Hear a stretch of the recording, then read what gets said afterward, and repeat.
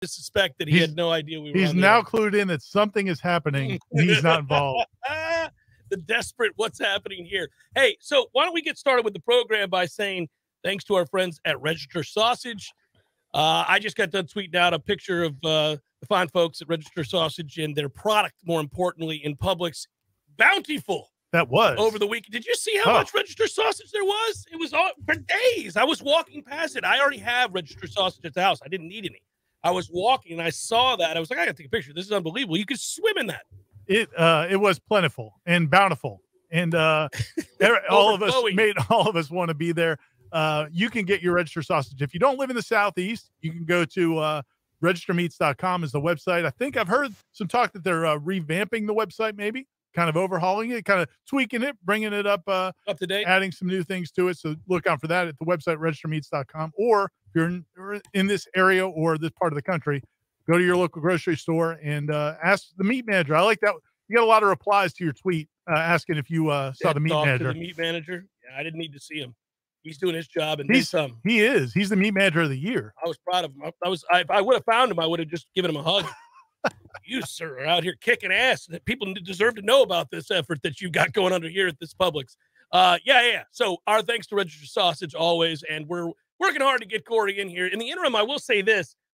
Man, I think this is my favorite topic. I love, sometimes we have to kind of go back over old ground, and we end up having conversations we've had before. And that's because something, maybe ever so slight changes, something small, but it adds to the story. The story of Florida State and the predicament of being in the ACC has been omnipresent. We're playing the classics. I mean, we've been talking about this one for a long time. But finally, there was movement, and last Friday, I was under the weather. You guys know this all last week. I was really under the weather. And so I had no idea after we got done. I think the Jeff Cameron show suffered from the Seminole Headlines curse because Tom and I finished talking the topics of the day because I was not going to make it till 1 o'clock. I went back to bed. And when I woke up, it was like there were multiple texts of, hey, you guys. I'm like, oh, man, I didn't know. What do you want from me? Like, I didn't know what to do. So then I saw that what Michael Alford had said, and I don't know, man. I could talk about this all day, every day. I think it's fascinating. You did a great piece. I mean that sincerely. You don't need my compliment. I'm just pointing it out to folks who haven't read it yet. They should. And I agreed with you wholeheartedly. We talked yesterday, you and I did, but I thought, man, they didn't do this for nothing. This is the start of something, and something pretty big, I think. It'll be interesting to see what it fast tracks, if anything, what kind of, we've seen the response, and we're going to have a conversation tomorrow. I mentioned it to the audience, David Hale's going to join us as well tomorrow evening. I think 7 o'clock is when we're scheduled to do that. Yeah, I think there might be even another one or two people involved in the conversation. Yeah. So that we're still putting that together for a little round table tomorrow evening at 7 o'clock. So set your alarm, if you will, everybody. Real quick, though, Ian McGregor says they need some registers at the 305 Dade County Publixes. Whoa! Ian, I'm going to have to get on this. I'm going to have to handle this myself, Jeff. I may have to go down. I'm going to have to go to Ben, talk to Ben, see if we can set up a shipment. I'll go shake some leaves down there in South Florida. That's I used to work at a Publix down in Miami. I'll make it happen. So we'll work on that, Ian. Appreciate it. When the veteran calls, old school Ira calls that Publix down there and says, I'm one of the originals. I mean, let's get off our ass around here, guys. This is not what we do. You're bringing shame. I was not the meat manager. No. But I was one of the esteemed bag boys. Matt Millar and I used to play this game where if you didn't work in radio, what would you do? Like, he would ask me, what did you want to do? And I had been a counselor when I was in college and just after college. And he had asked, would you go back to get your master's and be a counselor? What would you do? And I said, there's always these jobs that we talk about we'd like to do. If like money were no object and you could just work. I want to work at Publix. I would love it. I think it would be great. It's not a bad gig. It's not a bad gig. Oh, look who's no, he's not. Did we get him in? Is he there? Can y'all hear me? Can you hear me? Hey, welcome to the show, man. Didn't sound like I missed much. Well, we kind of got diverted there. We had talked about some really important stuff before that. But let's circle back to that. We were, Corey, we were talking about the topic of the day, really the topic of the last several years. And I think it's a great topic. I love it. It's one that never gets old to me. I'm just fascinated that finally there was something to add to the discussion, which is what Florida State's Michael Alford did on Friday. And now we're all talking about it consistently, which is the purpose behind that very public statement. Obviously, there was a game plan involved, I'm sure, in all of this. You intimated as much. And to me, it's exciting. Like as a Florida State, if you're a Florida State fan listening to this, you got to be like, ooh, there's progress. There has to be some movement here because you wouldn't just go off half-cocked. He's never done that before. He's positioned himself as a serious man who thinks about things before he speaks. And this wasn't solely his decision to do this. Right. Clearly the power structure, and this is something that, as you said, Corey, when you were whatever you were doing, Jeff said that this is, it's like playing the hits. Florida State being mad about the ACC. And it was funny. Some guy tweeted at me yesterday that it'll be the year 2134. Like, we won't have food supplies, whatever else, but Florida State will still be complaining about their slice of the revenue. But the reality is it's untenable. And yes. I think that's where they're at now. They've tried to work through it. Part of it was because they didn't have a lot of other good options, and a lot of people have asked the question of, why are they in this predicament? Well, 10 years ago, when they kind of the last big time they did this dance, there really wasn't, the SEC wasn't coming calling. No. And so your option was maybe the Big 12. Like that was about as good as it gets. Well, now things have changed. You've got a lot of uncertainty. You've got the Big 10 and Fox trying to be a bigger player in this space. You got the SEC competing, in the SEC and ESPN realizing that they have competition now in this world, this new world of college football. And so that may kind of stoke some things. And then also there's just the desperation of the change in these contracts over the last 10 years. When they signed the grant of rights, and everybody wants to kill them for signing the grant of rights, and I get it.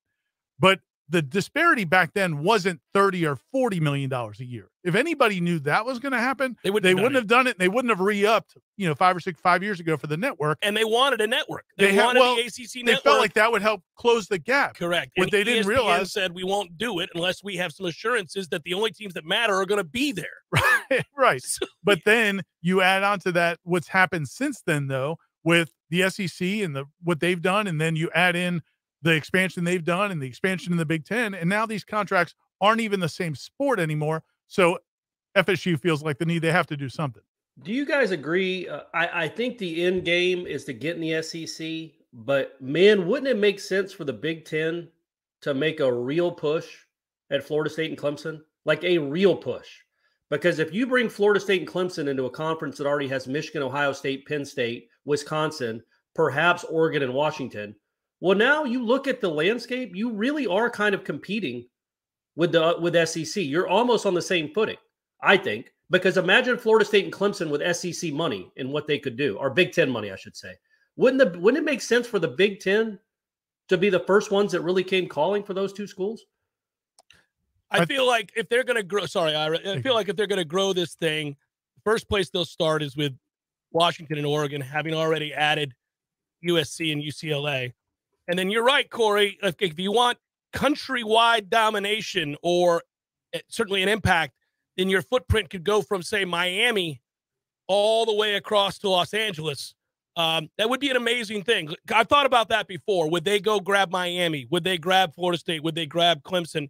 And if the SEC thought it was a real threat, would they beat them to the punch and say, well, we're not having that? You can have Washington and Oregon, but you're not taking. Isn't that the best way to get in the SEC? Is for the Big 10 to make you a big offer? I mean, that to me right now, the SEC's like, Florida State would be great for them, but the SEC already dominates the sport. They already dominate the eyeballs. They're just now getting Texas and Oklahoma. So they might want to cool their jets a little bit unless they see their competitor going after Florida State and Clemson. Yeah, no, I think that's definitely in the middle of all of this. That's at least Florida State has to present that they would consider that. And then you have to hope that ESPN takes that seriously, that Florida State and Miami and some of these other schools would legitimately think about going to the Big 10. There would be some great things about going to the Big 10 from a university standpoint. Those are great schools. They do a lot of research together. From a university perspective, there are some positives. I think the fan base, I'm going to say 95, 98% would want to be in the SEC. Yeah, geographically, it's not a great idea. So, but you have to have that. Yeah, there's no doubt that what Fox is doing with the Big 10, and look at what they're doing with their game day shows.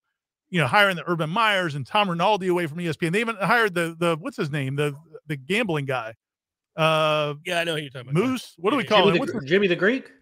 He's dead, Corey. I hate to tell you. Oh, what? What's his name? What's the gambling guy? The Bear. Yeah. They even hired him away. Like they're trying to make their show the new preeminent college game day show, and they're doing a lot of things in the college space to compete with ESPN. That wasn't in place 10 years ago. When the SEC said no coldly and flatly to Florida State, there was no real competition for them. Well, now there might be, so that's part of it. Well, and keep in mind the SEC broke their own rules, and so now, for example, they told everybody that if you're Texas A&M, you just got screwed when they invited Texas in. And for years, so Florida and those schools that didn't want Florida State to join, now they're screwed because they voted in favor of bringing in Texas when they already had Texas A&M. And you look at this behind their back. So now they can't say anything because they broke their own rules on that. It was kind of an understood promise that they would never invite competing schools in. Like they basically told South Carolina, we'll never ask Clemson to come in. Well, that ship has sailed now. Now, what I do wonder about, guys, we should talk about this.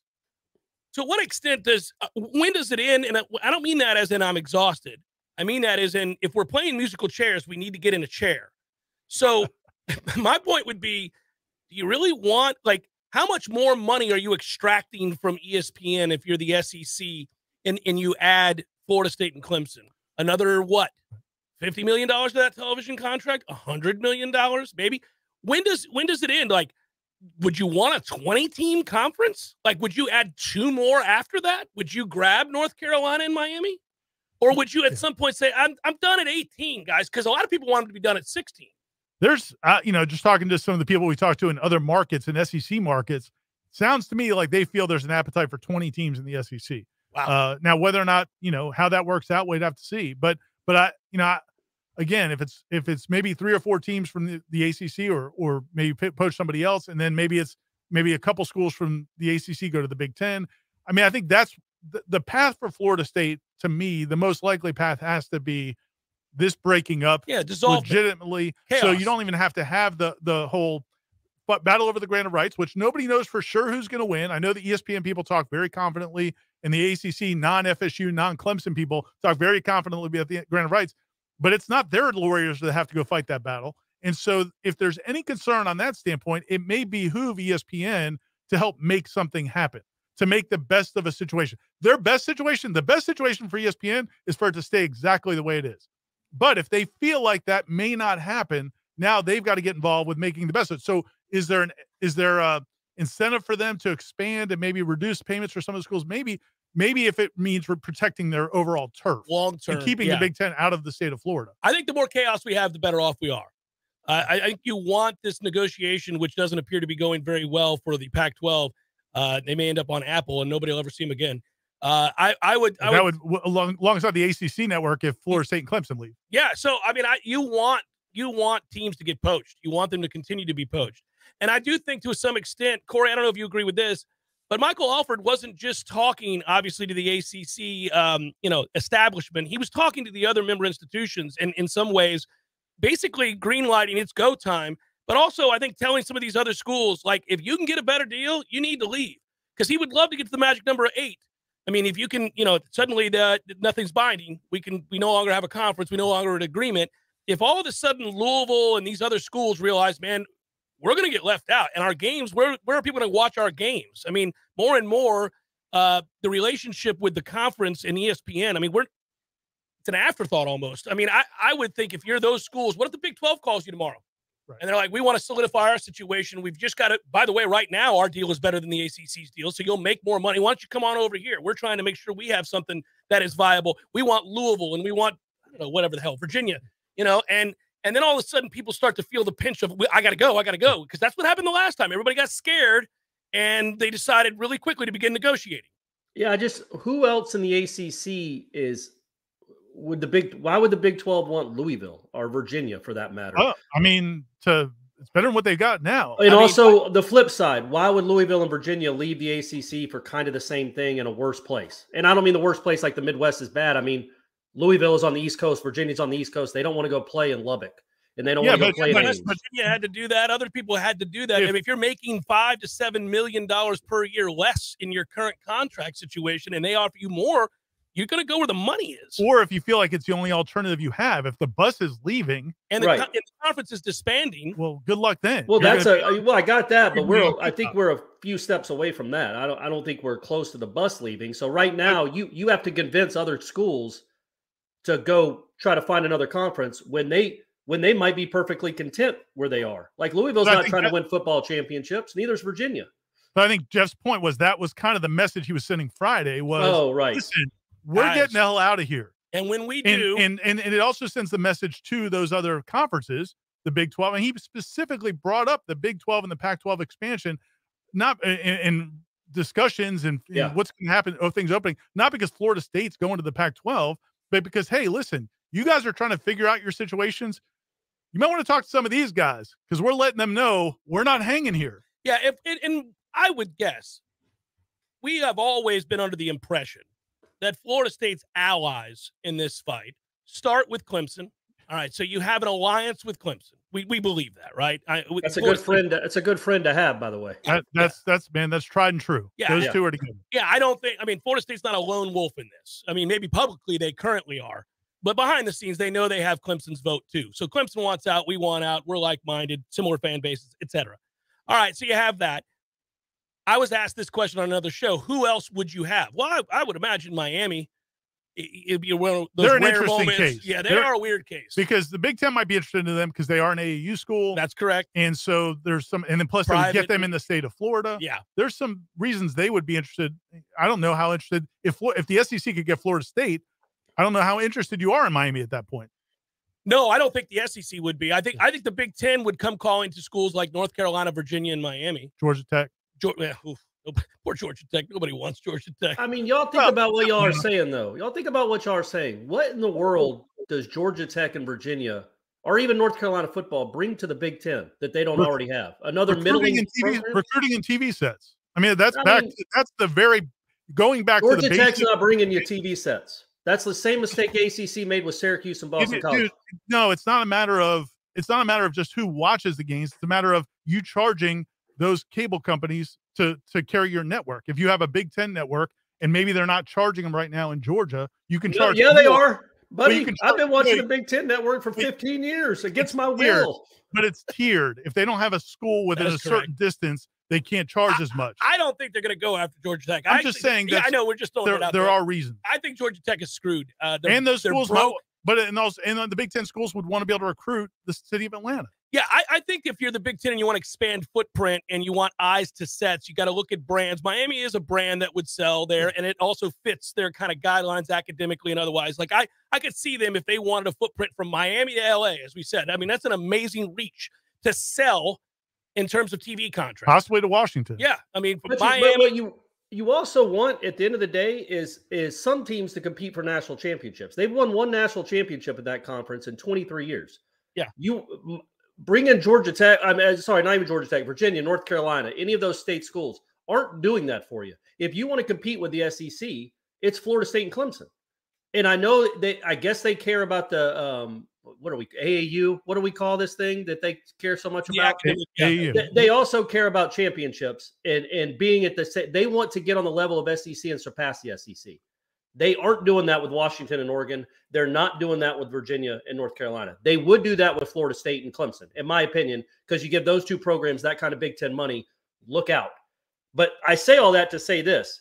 First of all, if the SEC, one real quick, if the Big Ten takes Clemson, it would be insane from what they've done academically through the years. But it doesn't fit. Right, but I mean, we're in 2023, right? The world has changed. The landscape has changed. I mean, the people in the president's offices have a part of this decision, is all I'm saying. They're right, sure.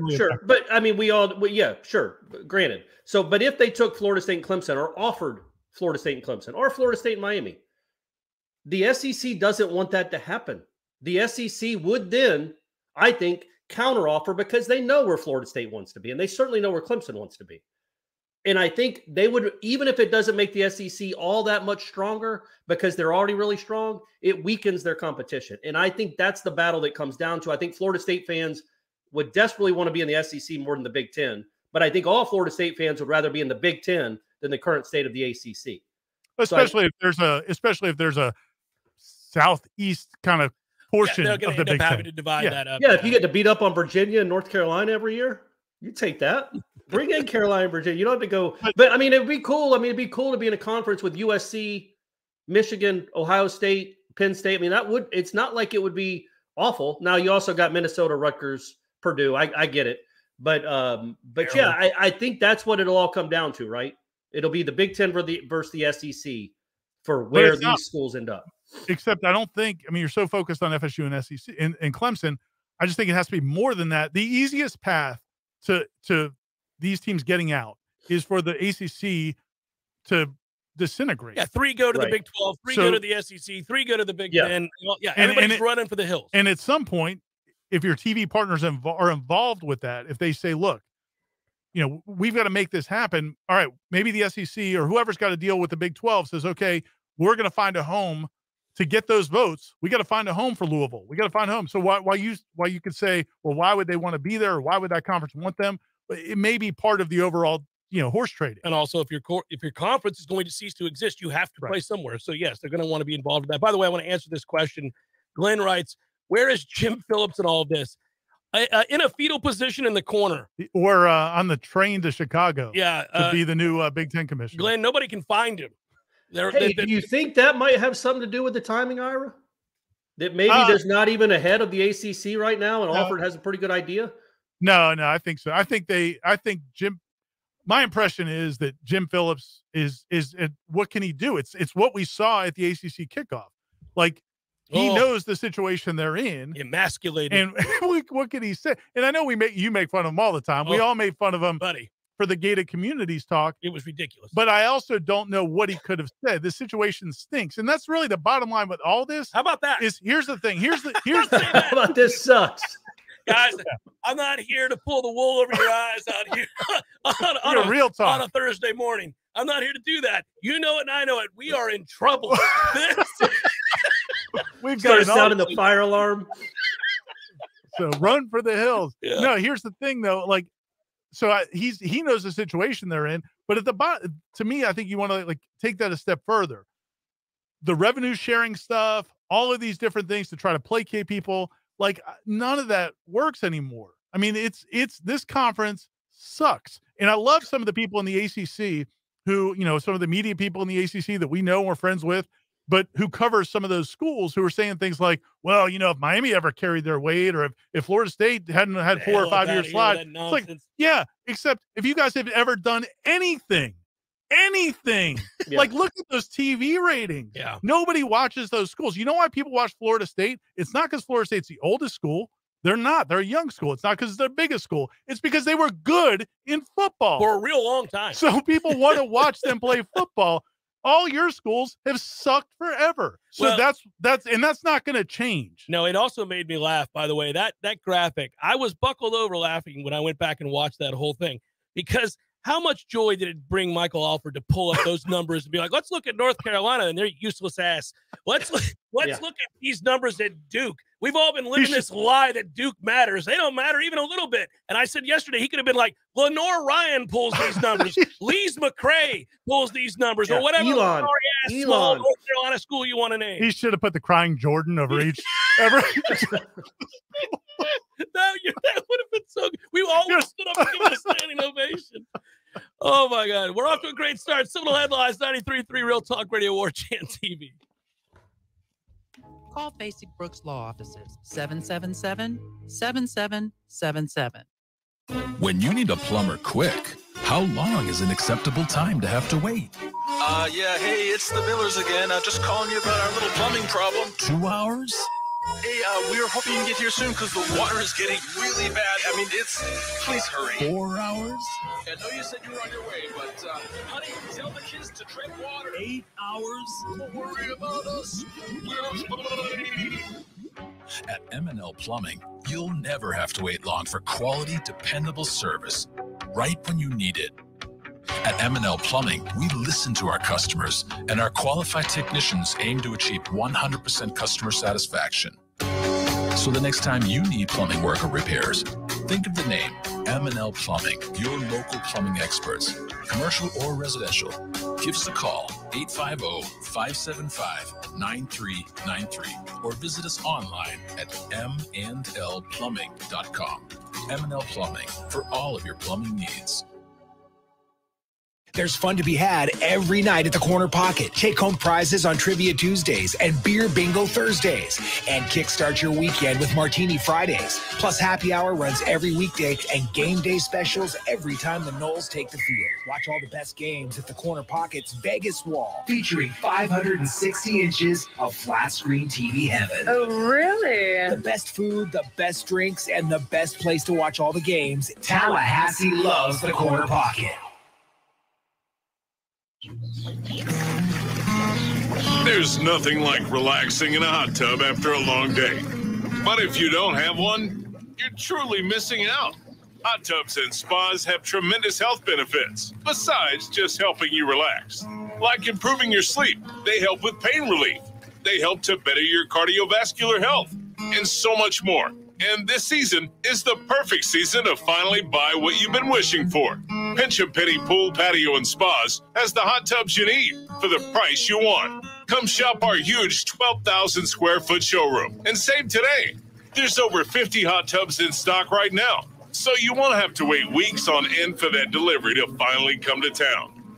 If you're ready to relax, we're here to show you how.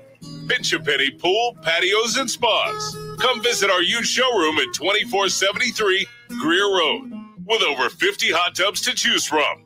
You'll be glad you did.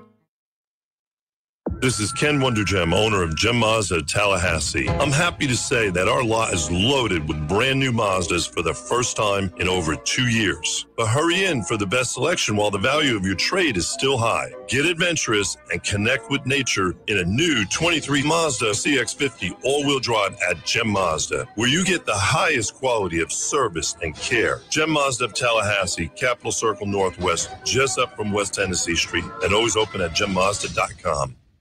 Siri, tell me a joke. The past, present, and future walk into a bar. It was tense. All jokes aside, the trained professionals at Mac & More Systems are serious about Apple products. For all your Mac repairs, call Mac & More Systems at 894-3622. 894-3622.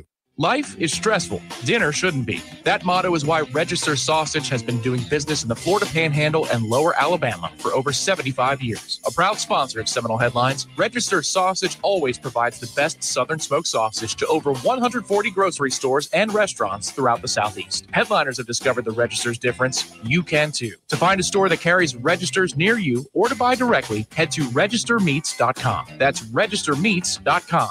Register Sausage. Yay, sausage! Seminole Headlines returns now. Head to YouTube and search for Warchant TV today to catch the show live or on demand. Now, here's Jeff Cameron, Ira Schofel, and Corey Clark. Eric writes, FSU goes independent, and Warchant TV will be doing the play-by-play with Jeff Cameron, Corey, Ira, Tom, Aslan, and can bring Gene Deckerhoff on board for a game or two. I think Gene's happily retired. I see him out and about smiling all the time. I don't think he wants to work anymore. So, yeah, going independent's the ultimate that's the ultimate chess move that I don't think we're going to see them make. You know, real quick clarification. I got a text from a buddy of mine. Miami's not in the AAU. They're not an AAU school. They are preeminent, very esteemed research university, but they're not in the AAU. But I do think that they would fit possibly with that culture plus the attraction to recruiting base. Have you guys thought of this? This is kind of a fun conversation, and it doesn't have as much to do with Florida State's situation, but really just the chess pieces that we're talking about here. If you're the Big Ten, let's say you do, I don't know, Corey, let's say they do call Florida State or Miami or North Carolina. Wouldn't you place a call to Notre Dame and say, look, this is it. You're never going to hear from us again. You need to join our conference because you see where this is headed. Now, you can keep your independence and the NBC money if you want for as long as that lasts. But let me tell you something else. If you say no this time, I'm going to make none of our teams. None of our teams are playing you. You will not schedule a single one of our teams. And by the way, we now have Southern Cal, who you used to play often, and obviously Michigan and other schools you've played a lot. And if all of a sudden these conferences, these superpowers are like, no, we're not scheduling Notre Dame because we can't. We have too many teams. We got to play ourselves. We can't play Notre Dame. Who the hell is Notre Dame playing on Saturdays for NBC to want to shell out all that money? Like Holy Cross? They play Army over and over again. Army, yeah, I mean, talk about playing the hits. That's out of the Corey Clark greatest hits. He's been beating that drum for a long time. No, but I'm saying now it's the reality. Like if the Big Ten is going to further expand by yet another two teams and push the envelope, you would call Notre Dame before you'd call anybody else at this point. Now that you have Southern Cal and UCLA. You'd call Notre Dame. Hell, if you want to have real fun, you want to put pressure on people, you call Notre Dame and Florida State and say, we're adding these two guys. I mean, just in terms of eyes on sets, which is what it's about, right? Yeah. Somehow college football has managed to grow exponentially, even with Notre Dame not winning a championship in the last 35 years. I don't know how that's worked. That's crazy. What a miraculous turn of events. The underdog college football was let's further vet why Friday was the time. You brought up in the article, Ira, that it was likely to do with the conclusion of the winter meetings and Florida State not getting the answers that they wanted. I said yesterday to you that I don't even think that had the conference said, yes, we'll give you more money. Yes, you would take the more money, but I feel like that's a salve. I feel like this conference is dead and doesn't know it. I think this conference is not going to exist in 10 years, not as it's currently constituted. So I don't even know if that's the end goal. No, it's definitely not the end game. Right? No, you're right. 100%. I agree with you completely. I mean, yes, Florida State and Clemson it will at least slow their desire to escape. You know, but still, yeah. I mean, but at the end of the day, the bottom line to all of this is, look, they've had the think about this, okay? Because we get so set in that we know these teams. Oh, and they're just a small private school, and they you know whatever we just know what these schools are in the ACC.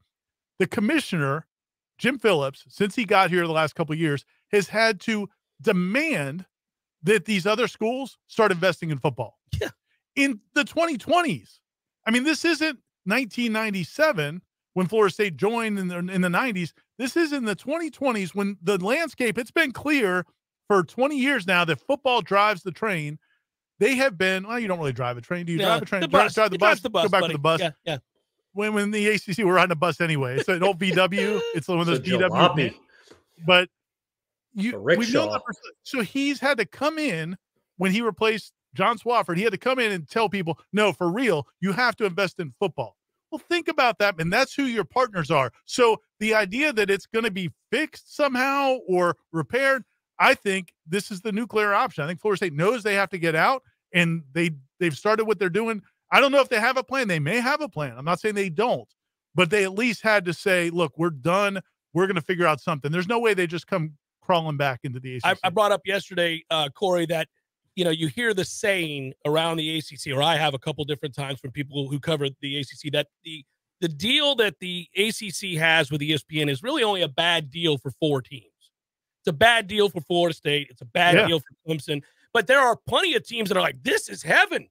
Yeah, we wouldn't be anywhere if we weren't here. Like, nobody's grabbing Wake Forest, Georgia Tech, Syracuse, Boston College, and paying them the annual sums that they're currently making by being in the ACC. Those schools, nobody's courting their ass. But they're not going to be grateful about that. They're still going to throw it at FSU like, hey, man, why haven't y'all won the national championship in the last 6-7 years? Yeah. You're like, sorry, Boston College. That Doug Flutie Hail Mary was only 4 decades ago. That's the last time you mattered in football. It was a wonderful moment. It was great. It was awesome, but it was a long time ago. Yeah. No, that's a great point, because it's not like, and that's where the frustration from the meetings 2 or 3 weeks ago was that I think Florida State and Clemson wanted to at least hear that there's an honest dialogue about this, and how can we make this better for you guys, because we understand this is not a great situation for you. But I don't think they got much of any of that. Well, now, there might be a couple schools here or there, but for the most part, it was, okay, we'll think it over. Yeah. And, I'm judging a little bit on Twitter reaction from the North Carolina media folks, but also just the current state of the ACC and the fact that nothing's been done about this and probably won't be done is like, what would you have Florida State do?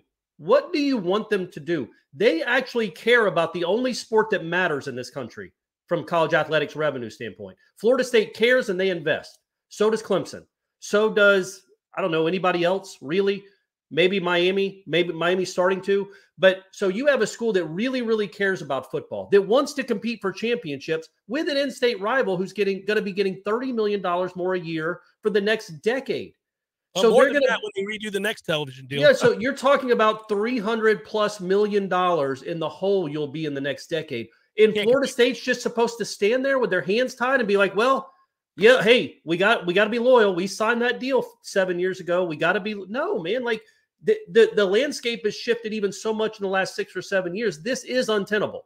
You cannot compete the way Florida State and Clemson want to compete. And maybe Clemson in 2027 when they're consistently only winning 9 or 10 games and they keep losing coaches, might realize, okay, because Clemson's still close to winning championships and they're close to playing in playoffs. They're going to get further and further removed from that, in my opinion, if this gap continues to widen. And then they'll be really on board, and it'll be Dabo, it'll be their president saying the same exact thing Alford said on Friday. Because they can't compete. But, the whole theory behind Florida State joining the ACC was that, the rising tide raises all ships, and that they were going to bring up these other schools. And then you added Virginia Tech and Miami, and you're thinking, okay, now I got some football schools. These other schools are going to start investing more. We're all going to be good. But they didn't. They're just like, hey, go win us some championships and make us some money. Yeah, we got to pay our basketball coach $21 million. Right, and so that never happened. If that had happened, then maybe this thing wouldn't be what it is. But it is what it is. And so, man, I don't know how it's going to work out. It may not work out exactly. They may have to write $120 million. They have to write more. They may have to. I don't know what they're going to have to do, but I give them credit for trying something, because this idea that encouraging these other schools to actually invest in football and care about football, man, they've tried that for 30 years. It ain't happening. You guys know me to be a fairly blunt person. I think that's fair to say. It'll be one of the adjectives we use. Yeah, blunt. Yeah. That's not always a good thing. Not always a bad thing. But I'm for the honest and open dialogue, right? Can we talk about what, on the real, as they say? Yeah. Can we have a real conversation here? It's about damn time. Yeah. We knew this years ago, to Corey's point, 5, 6, that as you watch these television contracts, you were going, oh, this is not good. The plane's about to fly into the side of a mountain here. We've got problems. And I kept waiting for somebody. I wanted to know, are we having the real conversations away from the cameras? Because in front of the cameras, we kept trying to go along to get along. In front of the cameras, well, our partners at the ACC and our partner, get the hell up out of here with your part. We're about to die. Hanging out with these people. This is not it.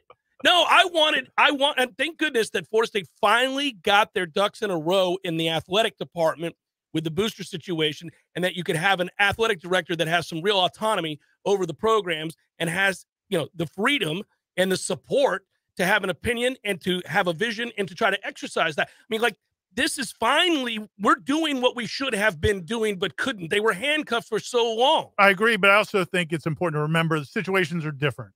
Up until 5 years ago, the disparity wasn't $40 million a year. I know, but we knew where it was going. We knew it was not good, it wasn't but good. It wasn't what it is now. The other thing is, they had to figure out, once they got into the grant of rights, and I was talking to Tom about this, we need to do a video where we kind of go back through the history to for a lot of people are picking up on the conversation now. And they were like, why would you have ever signed that deal in the first place? It made sense at the time. There's a lot of the things that went into it. And even the last 5 years ago, when they did it because they thought they were getting the network, and they got held hostage by ESPN. 36 was a bit much, but yes.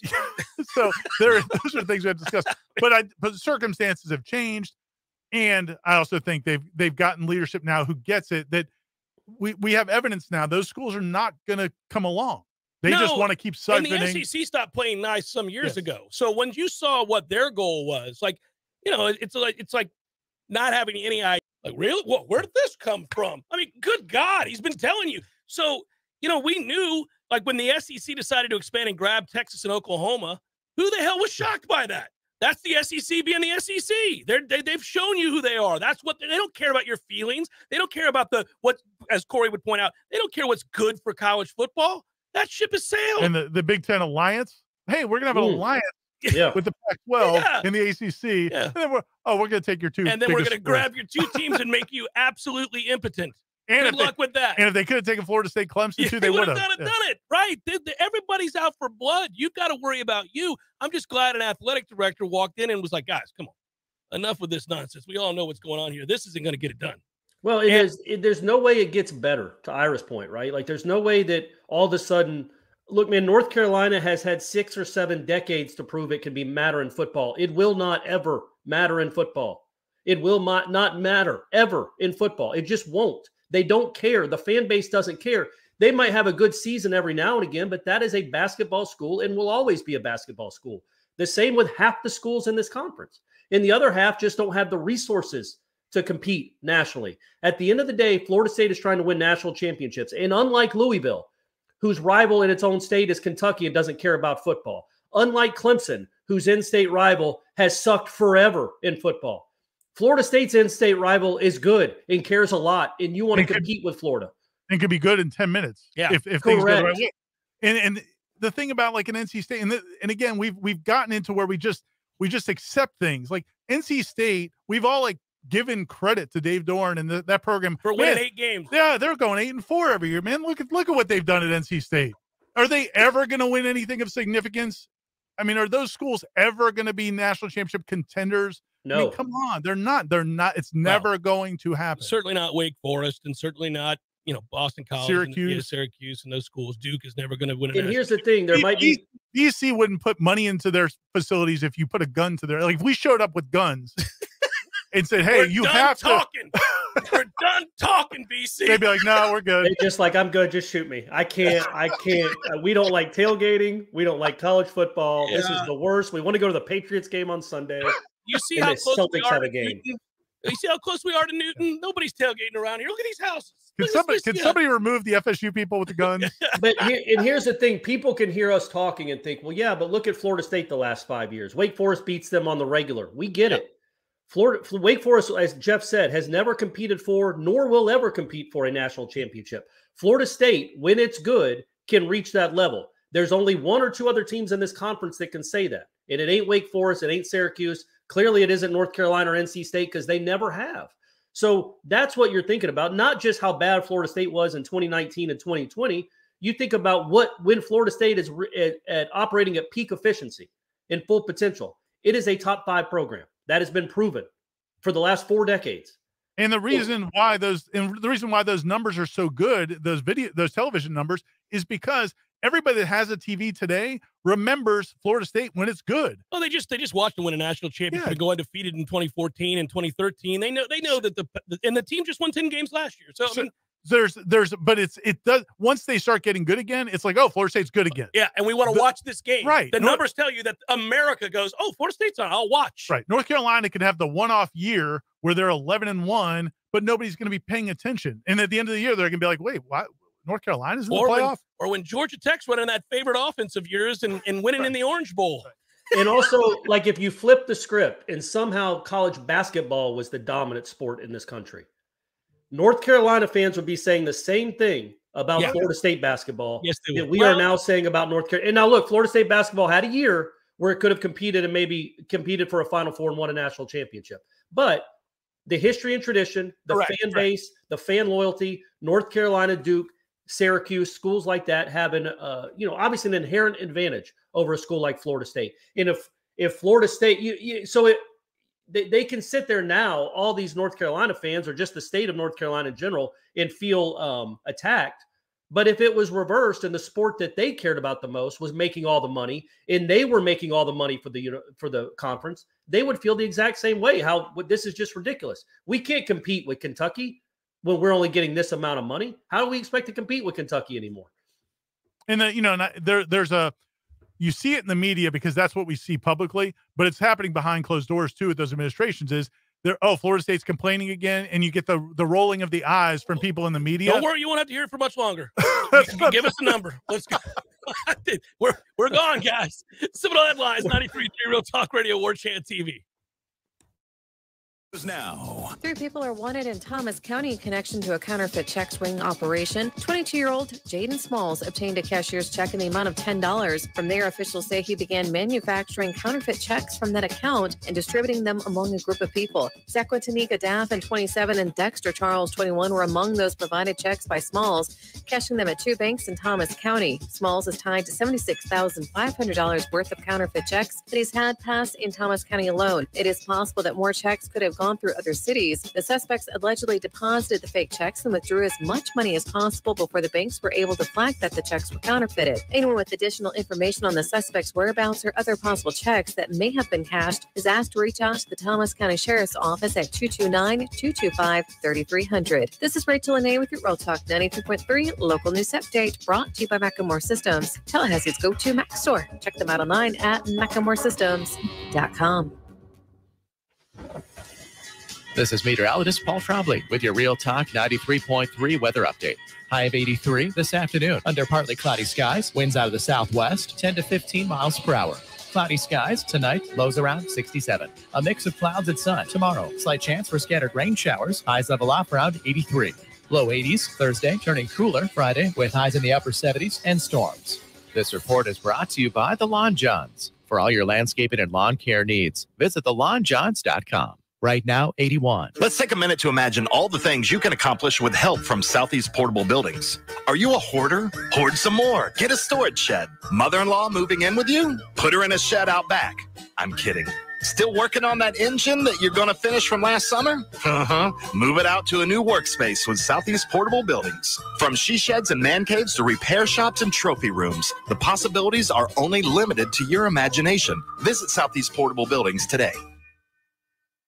Life is stressful. Dinner shouldn't be. That motto is why Register Sausage has been doing business in the Florida Panhandle and Lower Alabama for over 75 years. A proud sponsor of Seminole Headlines, Register Sausage always provides the best Southern smoked sausage to over 140 grocery stores and restaurants throughout the Southeast. Headliners have discovered the Register's difference. You can too. To find a store that carries Registers near you or to buy directly, head to registermeats.com. That's registermeats.com.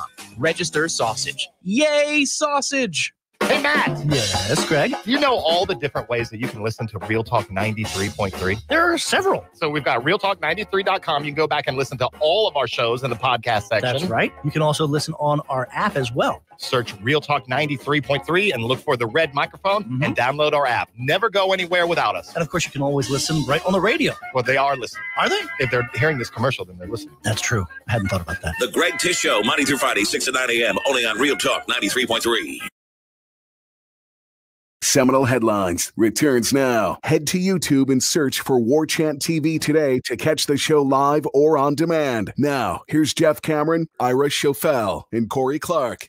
We'll get to headliner questions next hour. Thanks you guys who offered many of those. I just checked to see. We've got plenty posited there on the Seminole Headlines Facebook page as well as the Twitter feed.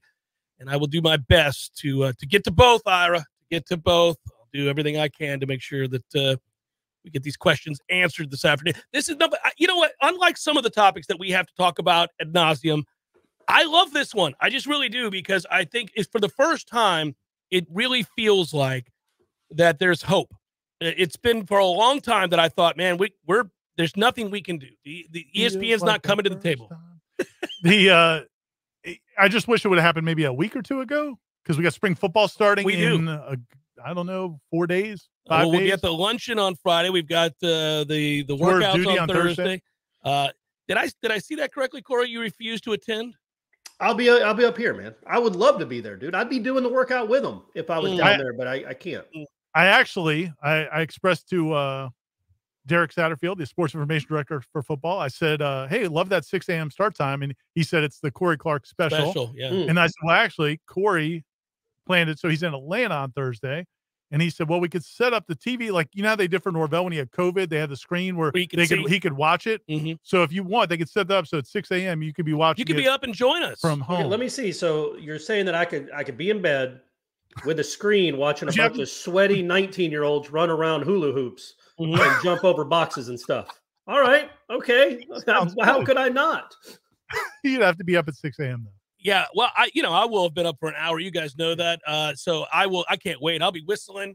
I'll come up, give you a cup of coffee, Ira. How you doing, buddy? Let's go. Let's get this thing going. Be that guy. What are we waiting on? The chipper 6 a.m. guy. I want to be the annoying chipper 6 a.m. guy who points out that it's great to be up another morning. Can't wait. What a beautiful day out Slapping people here. on the back. Yeah, giving you guys coffee. And then I want to talk about the weather. Yeah. I mean, let's get our day going in full here like old people. Let's go. Do you think Leonard maybe offered a little nudge of like, hey, why don't on Friday, I'm getting ready to go down to Miami and get crushed. And then we got North Carolina after that. We're about to sweep by the season loss record. Maybe go ahead and make some headlines and nobody will care about what my basketball team does. And then Matthew Cleveland goes and hits the shot of a lifetime. Well, not for him. I guess he does it at the shot of the year. He does it every year. Once a year, yeah. And then yesterday happened, but that's fine. They can't win them all, gang. They can't. Now they just tied the school record. I was just very glad that Leonard got that moment yet again. Now, he's had a lot of moments down in Miami in which he emerged victorious. I said for Miami fans who were on the wrong end of that buzzer beater, and you could see the despondent looks on their faces and obviously the surrender cobra and all that throughout the stands, but they should be used to it. I mean, they lose to Florida State always. I mean, they've lost 10 of their last 11, and they always lose at home to us too. So but except they were so sure that this was going to be a win. How could you not be? You're up 25 in the second half. And not only that, you were against a bad team. Like I pointed out to Aslan on the Wake Up Warchant show, like I'm sure whatever record they broke for the biggest comeback in ACC history, the team that came back that year was a good team. Like they just had a bad half and played well. There's no way the team that had the biggest comeback in ACC history was on its way to the most losses in school history. That is the all-time worst loss in Miami basketball history. I'm going to go ahead and say it. Having a 25-point lead on the worst FSU team of all time in blowing it true, at but home. I like that you're going to proclaim it. It's leading to such like sad conversations. Like last night, Leonard Hamilton after the game said something along the lines of, well, you know, Virginia Tech's not going to want to lose to us because that would be a bad loss for them. Ooh, be a quad 4 loss. I mean, it's like, well, then let me just say this again, just to reiterate in the final minute of this hour. Taylor Swift's going to. It was the largest deficit overcome in a conference game in the 70-year history of the ACC. It was the largest lead ever blown by an AP top 25 team in a loss. Any AP top 25 team in the history of basketball, none of them have blown a lead of that size in the second half of a basketball game. Corey, this is the kind of hyperbole you love. But it's not hyperbole, it's fact. No, it's real. It's a fact. So nobody in the history of basketball in the AP Top 25 has ever blown that lead. Nobody. And I'm promising you, anybody else that's in the conversation for a lead like that didn't lose to a team like Florida State in 2023. I mean, that's like, remember Florida State blew the game up at Carolina like 30 years ago, the wine and chew, they had a 21-point lead. Well, that was Carolina, and they were a Final Four team. You know what I mean? Like, that made a little bit of sense. Headliner questions forthcoming. Hang in, everybody. Seminole Headlines, 93.3 Real Talk Radio and Warchant TV.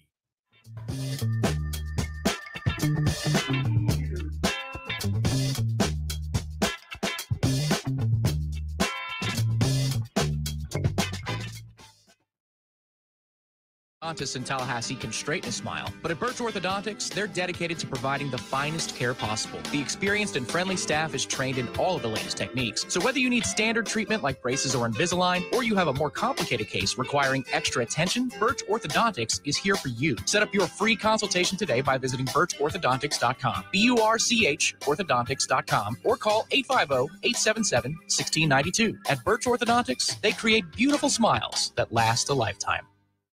Hey everybody, the perfect fireplace makes your house a home. How's your fireplace looking? Not too well? Hearth and Patio can help you with that. Actually, Hearth and Patio can help you with anything fire. Give my friends a call at Hearth and Patio. If you need new fireplace upgrade, fireplace repair, you need custom outdoor kitchen, grills, or an amazing fireplace for your backyard. 850-727-4282. That's 850-727-4282. Or you can visit them online at hearthpatiotallahassee.com. Hearth Patio Tallahassee. They keep the home fires burning.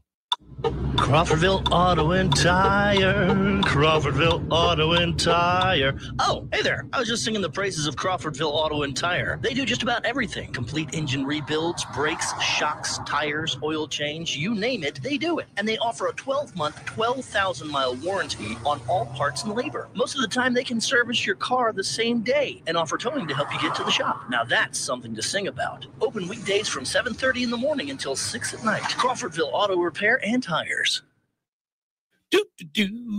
My man, Eddie. Jeff, what's happening, dude? Bears eating people all over the place. I read another article today. It's the third one in the last month of somebody getting mauled to death by a bear.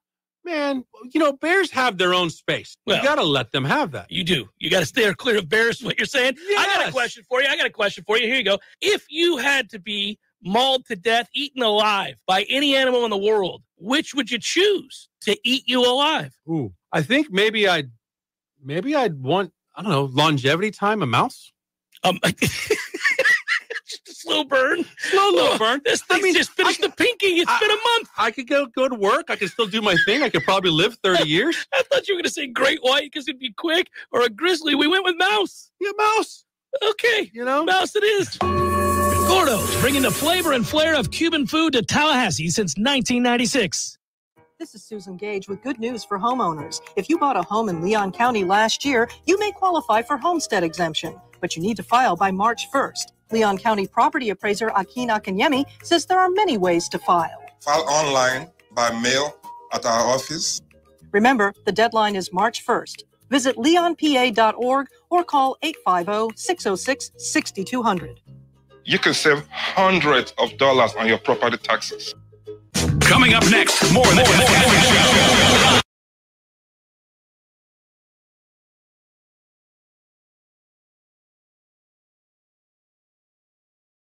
Live movements from Vegas. This is your action update. Now here are your latest lines from our guys in the desert. Tampa Bay Lightning $1.60 home ice favorite against the Florida Panthers today at Amalie Arena. The total is 7 shaded to the under.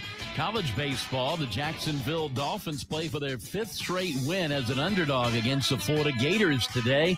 Dolphins plus 250 on the money line. You'll lay $320 to win 100 on the Florida Gators today.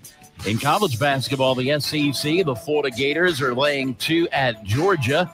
144.5 the total at the Stegman Coliseum.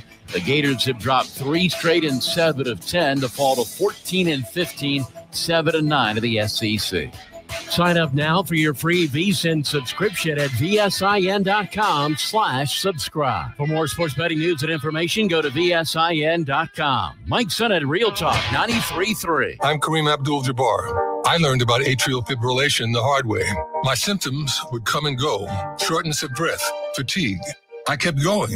Then I got so lightheaded, I couldn't. My doctor said I have AFib, so I'm about 5 times more likely to have a stroke. Other symptoms, irregular heartbeat, heart racing, chest pain can come and go, but the risk of stroke stays. If you have symptoms, tell a doctor. Visit notimetowait.com. Sponsored by Bristol-Myers Squibb and Pfizer. Finding great candidates to hire can be like, well, trying to find a needle in a haystack, but not with ZipRecruiter. Its powerful technology actively finds and invites qualified candidates to apply to your job. So while other companies might deliver a lot of hay, ZipRecruiter finds you the needle in the haystack. See why 4 out of 5 employers who post a job on ZipRecruiter get a quality candidate within the first day. Try ZipRecruiter for free at ZipRecruiter.com/free. That's ZipRecruiter.com/free. The weather is unpredictable and can cause issues around your home. Weston Trawick provides commercial, residential, and industrial electrical wiring services, yearly inspections on fire alarms, portable generator sales, and so much more. With 24/7 emergency service and repair, Weston Trawick will be your calm in the storm. Give them a call at 514-0003. Weston Trawick. Professional electrical services day or night. Visit online at westontrawick.com. If you're hearing this right now and you or someone you know is active military, a veteran, police officer, firefighter, nurse, or a teacher, turn up the volume and listen to this. My friend Shannon with Legendary Home Loans has a hometown hero loan program designed to make a difference to those who make a difference. When it's time to buy a new home, he will waive all lender fees for all hometown heroes. That's a $1,600 value right out of the gate. Also, if you decide to use their preferred title company for their closing, you'll be saving another $600. That's $2,200 in discounts right off the top. That's like 20 tanks of gas in your car. And today, more than ever, it's important to save as much money as you can, wherever you can. So if you or someone you know is active military, veteran, police officer, firefighter, nurse, or a school teacher and looking to buy a new home, choose Shannon Young, Legendary Home Loans, and ask about their Hometown Heroes program. Call 844-FSU-LOAN or just visit FSUHomeLoans.com. That's FSUHomeLoans.com. Equal housing lender. NMLS number 2270146. Many orthodontists in Tallahassee can straighten a smile, but at Birch Orthodontics, they're dedicated to providing the finest care possible. The experienced and friendly staff is trained in all of the latest techniques. So whether you need standard treatment like braces or Invisalign, or you have a more complicated case requiring extra attention, Birch Orthodontics is here for you. Set up your free consultation today by visiting birchorthodontics.com, BURCH orthodontics.com, or call 850-877-1692. At Birch Orthodontics, they create beautiful smiles that last a lifetime. It's time for Seminole Headlines, featuring Warchant.com's Jeff Cameron, managing editor Ira Schofel, and senior writer Corey Clark. Your weekly dose of all things FSU, pistols, and pies starts right now. Here's Jeff Cameron.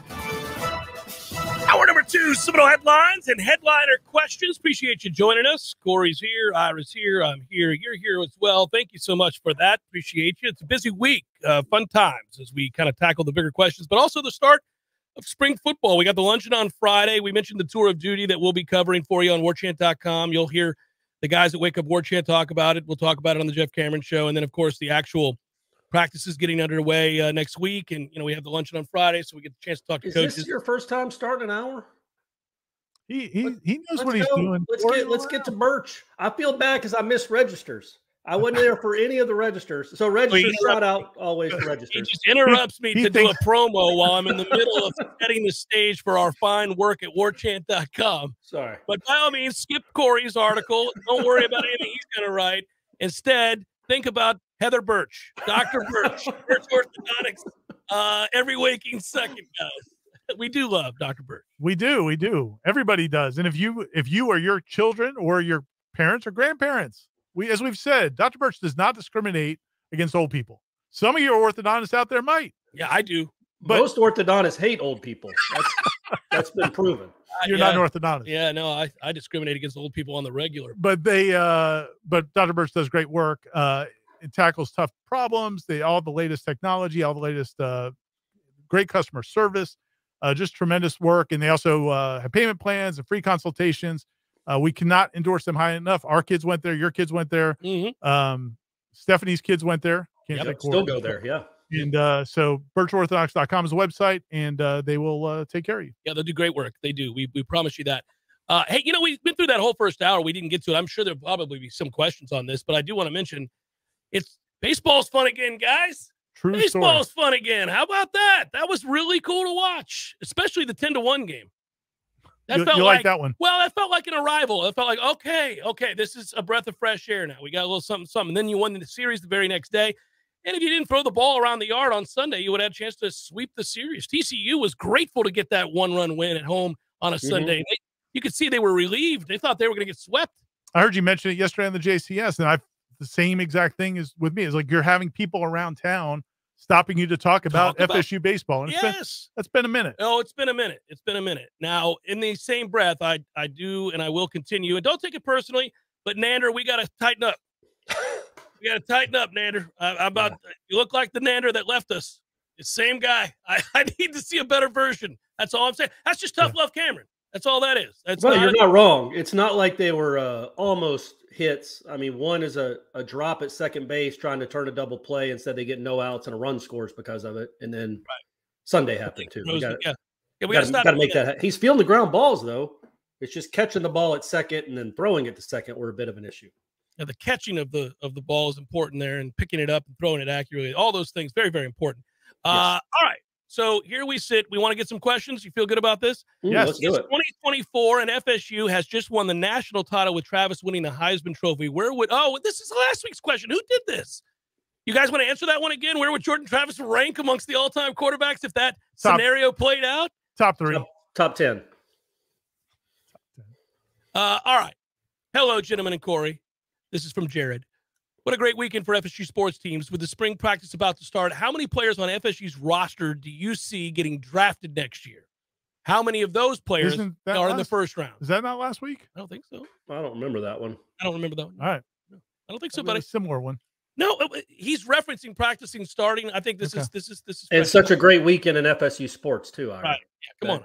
Because the Cleveland shot, the TCU games. All right. Yeah, and the next question below it is, when are we leaving the ACC? This is pertinent, but we're good. I got you. I would say Jared Verse, obviously, Johnny Wilson. I think Jordan Travis, if he has a good year, will get drafted somewhere. Trey Benson, that's 4. At least a couple of offensive linemen. You're up to 6. I think Fabian Lovett. Fisk, you're up to 8. Cypress. I mean, you might get to double digits. Now, it's not going to be a bunch of first-day picks, I don't believe, or even first- and second-day picks. But I think in the back half of that draft, you'll see a lot of Florida State dudes go. Yeah, I think it's going to be double digits. And I think that Pro Day is going to be awesome because it's going to be like the old days, man. Been a while since Pro Day was awesome. Going to get real scouts there. How close are we to leaving the dreadful ACC, writes Joel?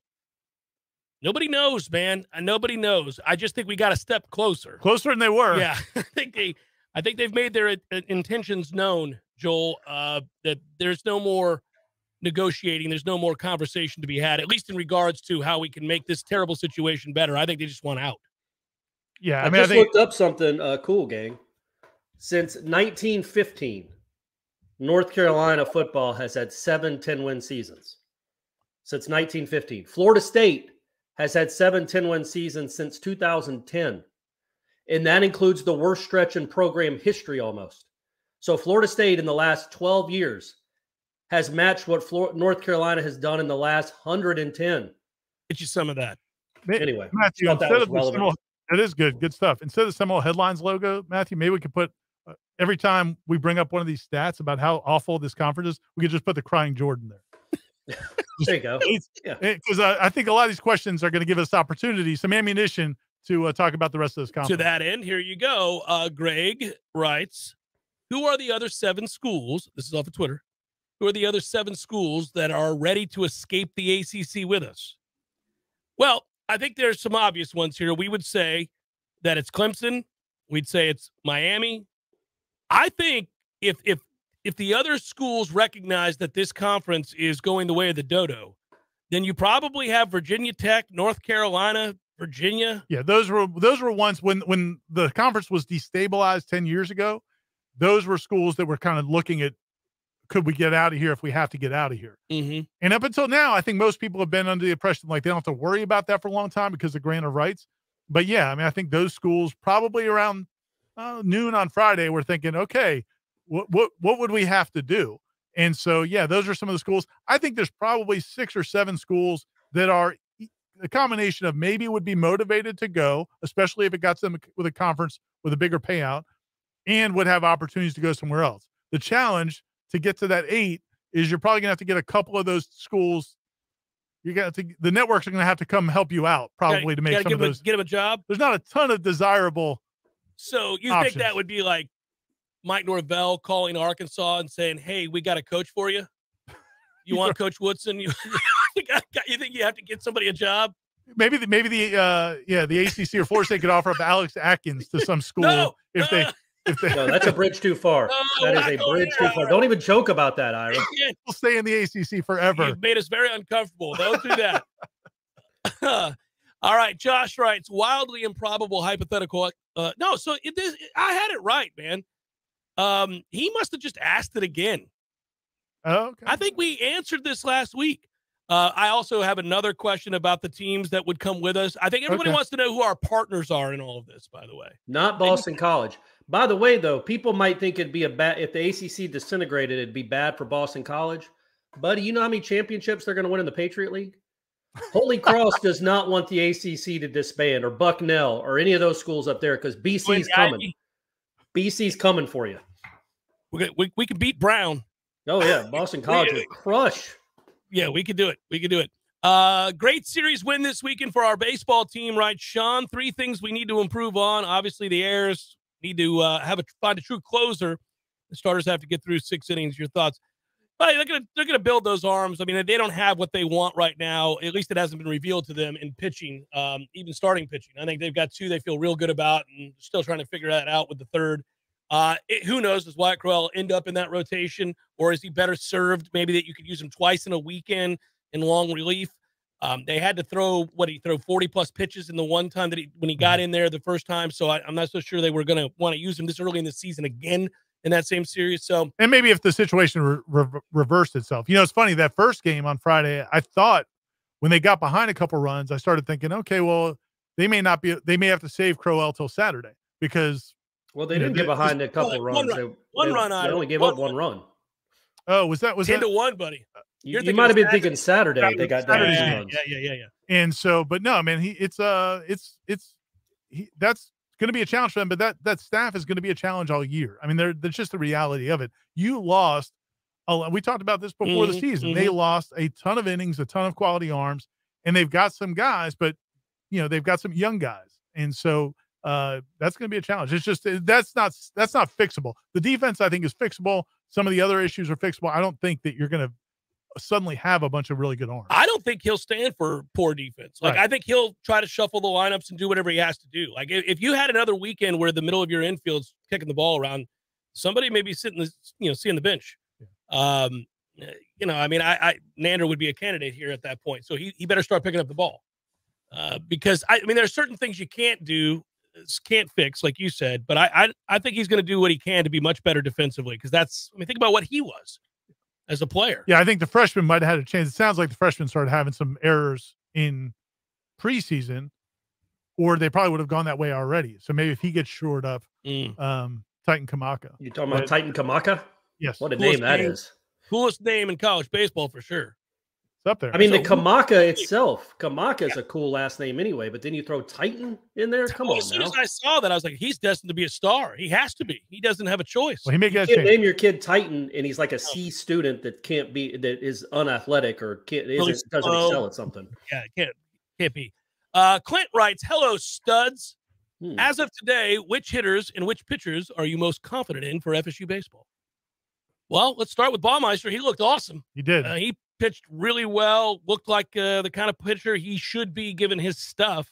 He may be your Friday guy right now, right? Yeah, and I was a big Tibbs fan last year. I think his swing is balanced and sweet and compact, and I just think he's going to put up huge numbers if he's healthy. For sure. Yeah, it's hard for Tibbs, in my mind, to make to have a lot of poor at bats. His approach is solid, and then also just how quick he is in the zone. I think he's going to be a great hitter all year long. I'm excited to watch him. Would you agree with those, Corey?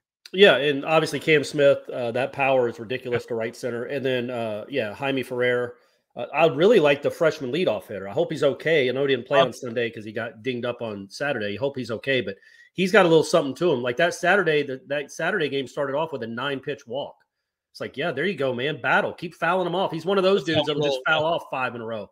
That is something that, I think everybody loves him. I don't know exactly how long he's going to be out. I don't think it's not too long, right? I don't think it's too long, but I don't think it's too quick either. Oh man! So I don't know. He hurt himself bunting. He hurt himself bunting. Hurt his hand. So I think injuries can be a little dicey. Yeah, they can. Yeah, he hurt his hand bunting. The ball hit the finger on the bat, so that's probably a fracture.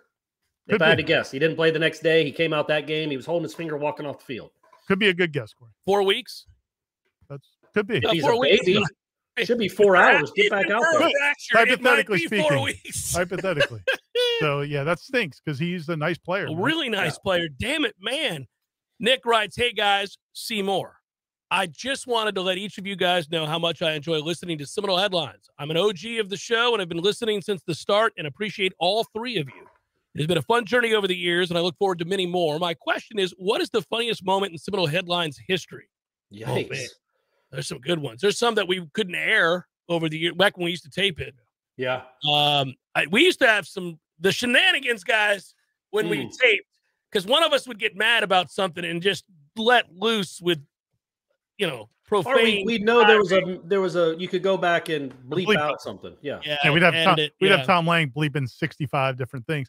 I still think I don't know if I've ever laughed harder than the recounting of the squirrel attack. I mean, I just feel like that's always been that was so. I don't know if I could laugh harder than describing because we all lived it. It wasn't one of us retelling the story. We all saw it from our own perspective. And we all, I had the worst perspective. Yeah, but I also shared in your embarrassment because I ran away. Yeah, he sprinted halfway down the street. So I sat in awe a few feet from Corey, not aiding him in any way, but that's what. The only ding you really take on that is that you were no help. I didn't help Corey at all. No. There was a squirrel on him, Ira. The surprise on your face. What do you want me to do? The surprise on your face helped. Like, let me let you guys in on a secret. If there's ever a tarantula on you, I'm not helping. A rabid squirrel. You could look me in the eyes and plead for my aid. It's not happening. If there's a spider on you or a rabid animal or anything like that, you're in trouble. If it happened today, I think we'd pull out our phones and we'd film it. We'd film it. We'd have it on TikTok. My favorite part of that moment is that Corey's reaction to being viciously attacked by a rabid squirrel was to hop up and down on one leg in a circle. Yeah. Get it off me. Get it off me. Get it off me. And you didn't. Were you speaking to Jesus? What were you? I was speaking to you. Obviously, Ira was not in the same area code anymore. So I was speaking to you. I thought you could kick him off me. Even if you kick me in the process, kick him off me with your foot.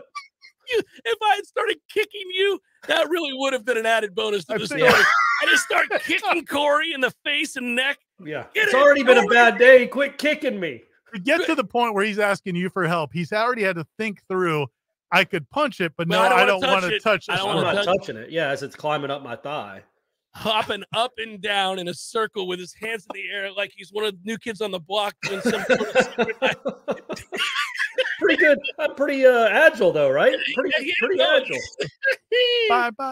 Seminole Headlines 93.3 Real Talk Radio, Warchant TV continues in a moment. Basic Brooks Law Offices, 777-7777.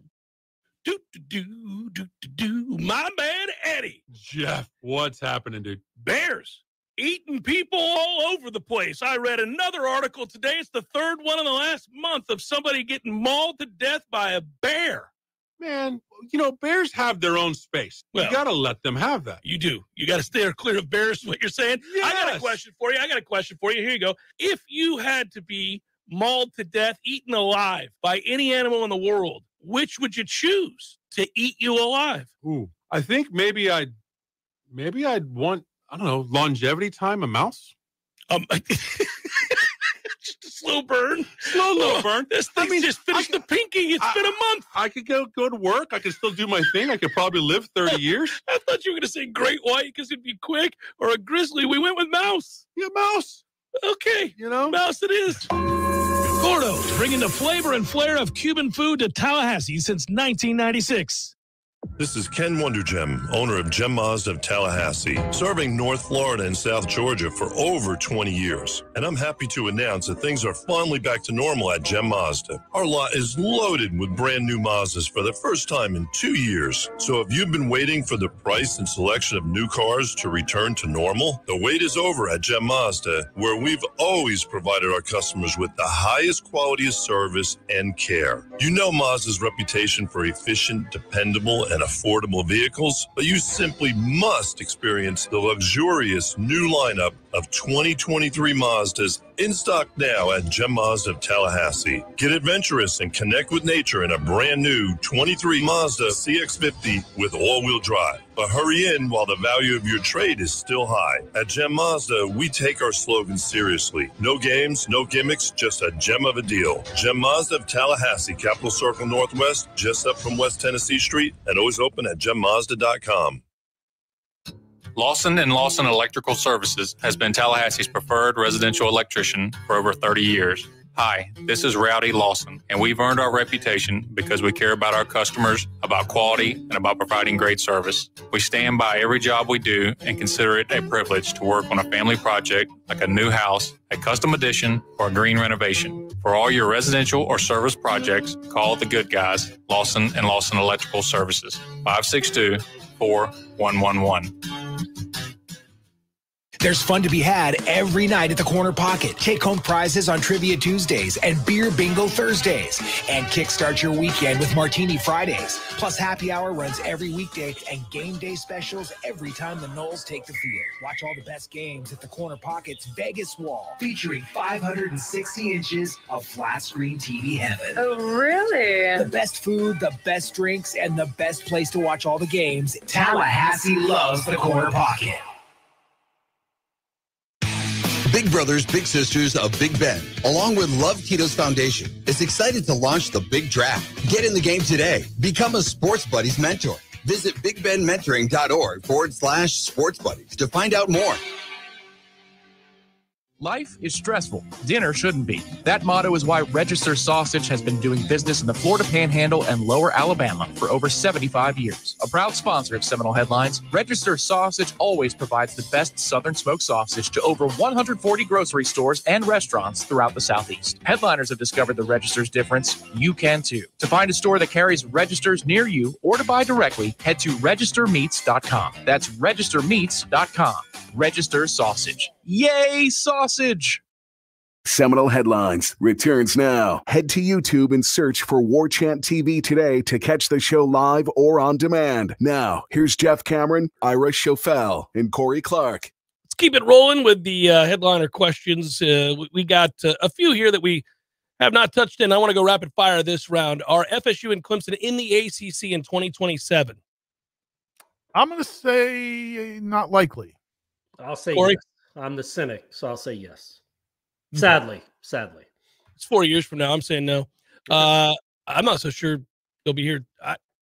This could go a lot quicker than we realize. I have a suspicion. The playoff coming around, the 12-team playoff could force some things too, I think. It's a convergence of confluence of things coming together, perhaps. Confluence of events, Corey. That's the phrase, buddy. Michael writes, grading on the curve can be achieved by dropping your lowest performance and taking the average from the remaining. With this in mind, when can we expect to see the curved golden Bohica presented?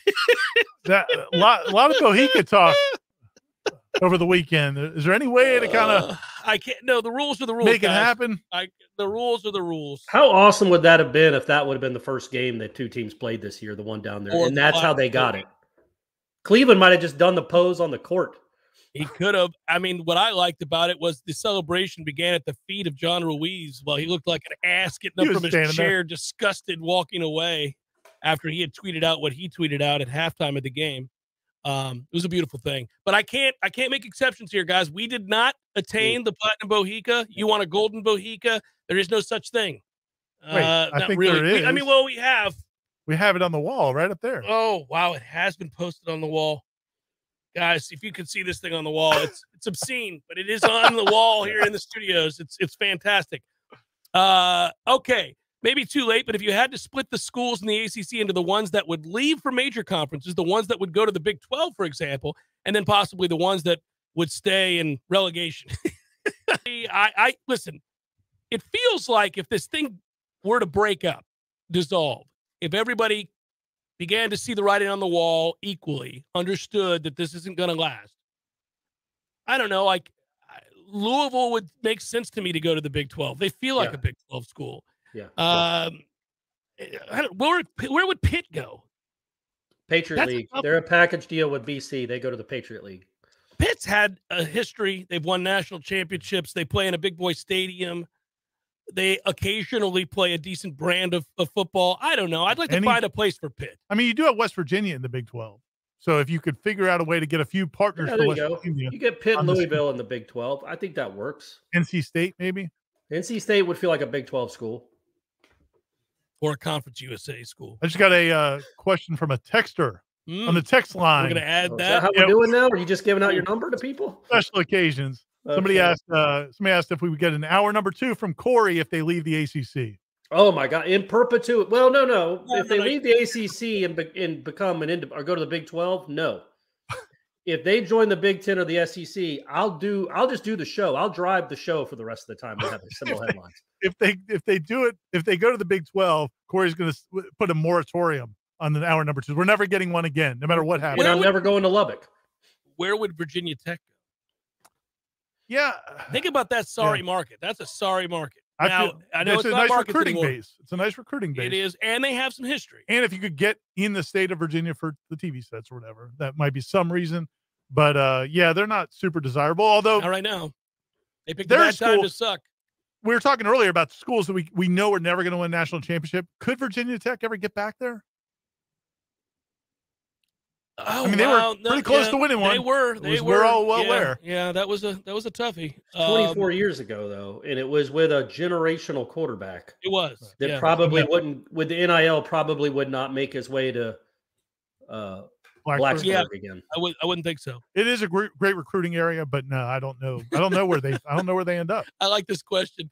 Kevin writes, "Are you guys looking forward to the warm reception you're going to feel at the first and final?" the final ACC media days before the conference collapses? I actually have asked a couple people who work at FSU, like, are you required now to like mean mug the Syracuse people and the Wake Forest people when you guys do your functions? I propose that when we as a staff, along with FSU, arrive this year for media days, we come into that hotel entrance much the same way that Florida State took the field against Clemson in 2013. Oh, we were all holding hands. Yeah. So Michael Alford will be staring at his notes. Corey, if you want to flex, you can do that. Flex behind him. You kind of nod your head. You kind of nod your head and point at the camera. You finally said what you all knew to be true. Aslan's going to grab some reporter from some North Carolina TV station, put him in a garbage can. Like, that's how we need to walk into the ACC kickoff this year. It's like, that's right. Somebody's got to walk in first and just put down a boombox and start playing some badass music. Yeah. You got to pick our song. Zig guy here. Yeah. Guys, I'm dying to hear Corey Clark's thoughts on the scoreboard at Hauser. Player pictures seem to be a tad bit smaller. How's Corey taking it this year? As he talked to Link yet about what he should do to make it appeasing to the eyes or Sweet Pea. We should get a sponsor for this segment since it's going to come up every week. Apparently, we should. I don't have the relationship yet with Link to give him my thoughts. I do. I'll forward him your number on the video board. So they did make a change. The picture is smaller. It's cooler looking. It's not just this random dude. They made it almost look like I have a baseball card with a signature on it. It looks kind of cool. The video board is still awful. There's no information there. There's more. I heard some software is coming, is what I'm hearing. Some software is coming, is what I was told as well. That would be great because apparently the baseball season snuck up on them this year. They took a while to order the software, but still, the second game of the year. The second game of the year, the only stats you see are batting average in the second game of the year. So it's a bunch of zeros and thousands. Yeah, Corey would like some, as the game's going on. Oh, Joe, I would also like, hey, Jaime Ferrer's up. He's 2 for 3 today with a double and 2 RBIs. That'd be cool to see. It's really simple. It's not hard to do. What if we got the Hulk Hogan NWO music? I love it. That could be what when we walk as we walk in. So Hendrix, that's beautiful. In time of day, it still tells you time of day there in the bottom left corner if you're curious. Well, I'm forever searching for the time. I know you are.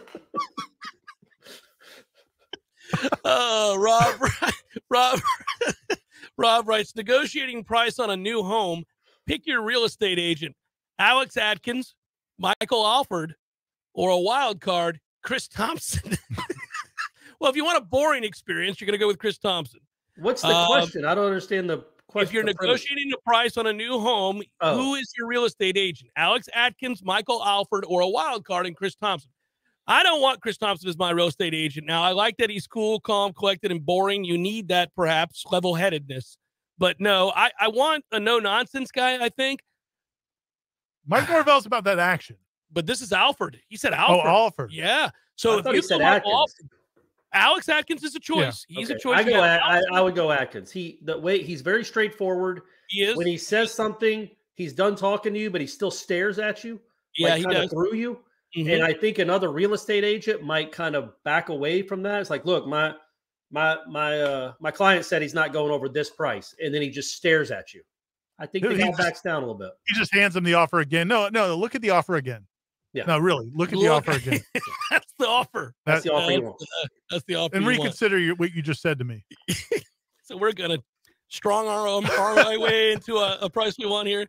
Chris writes, gents, could the ACC adopt a pay for rank system to revenue sharing? The top 2 get the most amount of money. The winner of the championship game gets an added bonus, a kicker, if you will.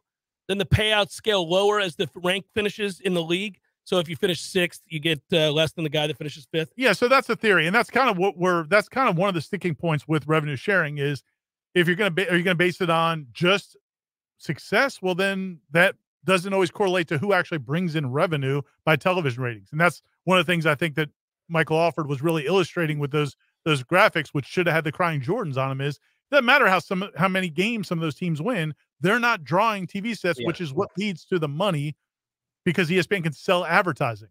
So it has to be in what you draw in terms of television. That's a bigger factor than what you won last year. So I did the math on this. So did you say it was $42 million per school, Ira, is what they have? And I think that's TV plus like some bowl allowances and stuff like that. But yeah, about 40. That's a good working point though. So if you that's $588 million of total revenue.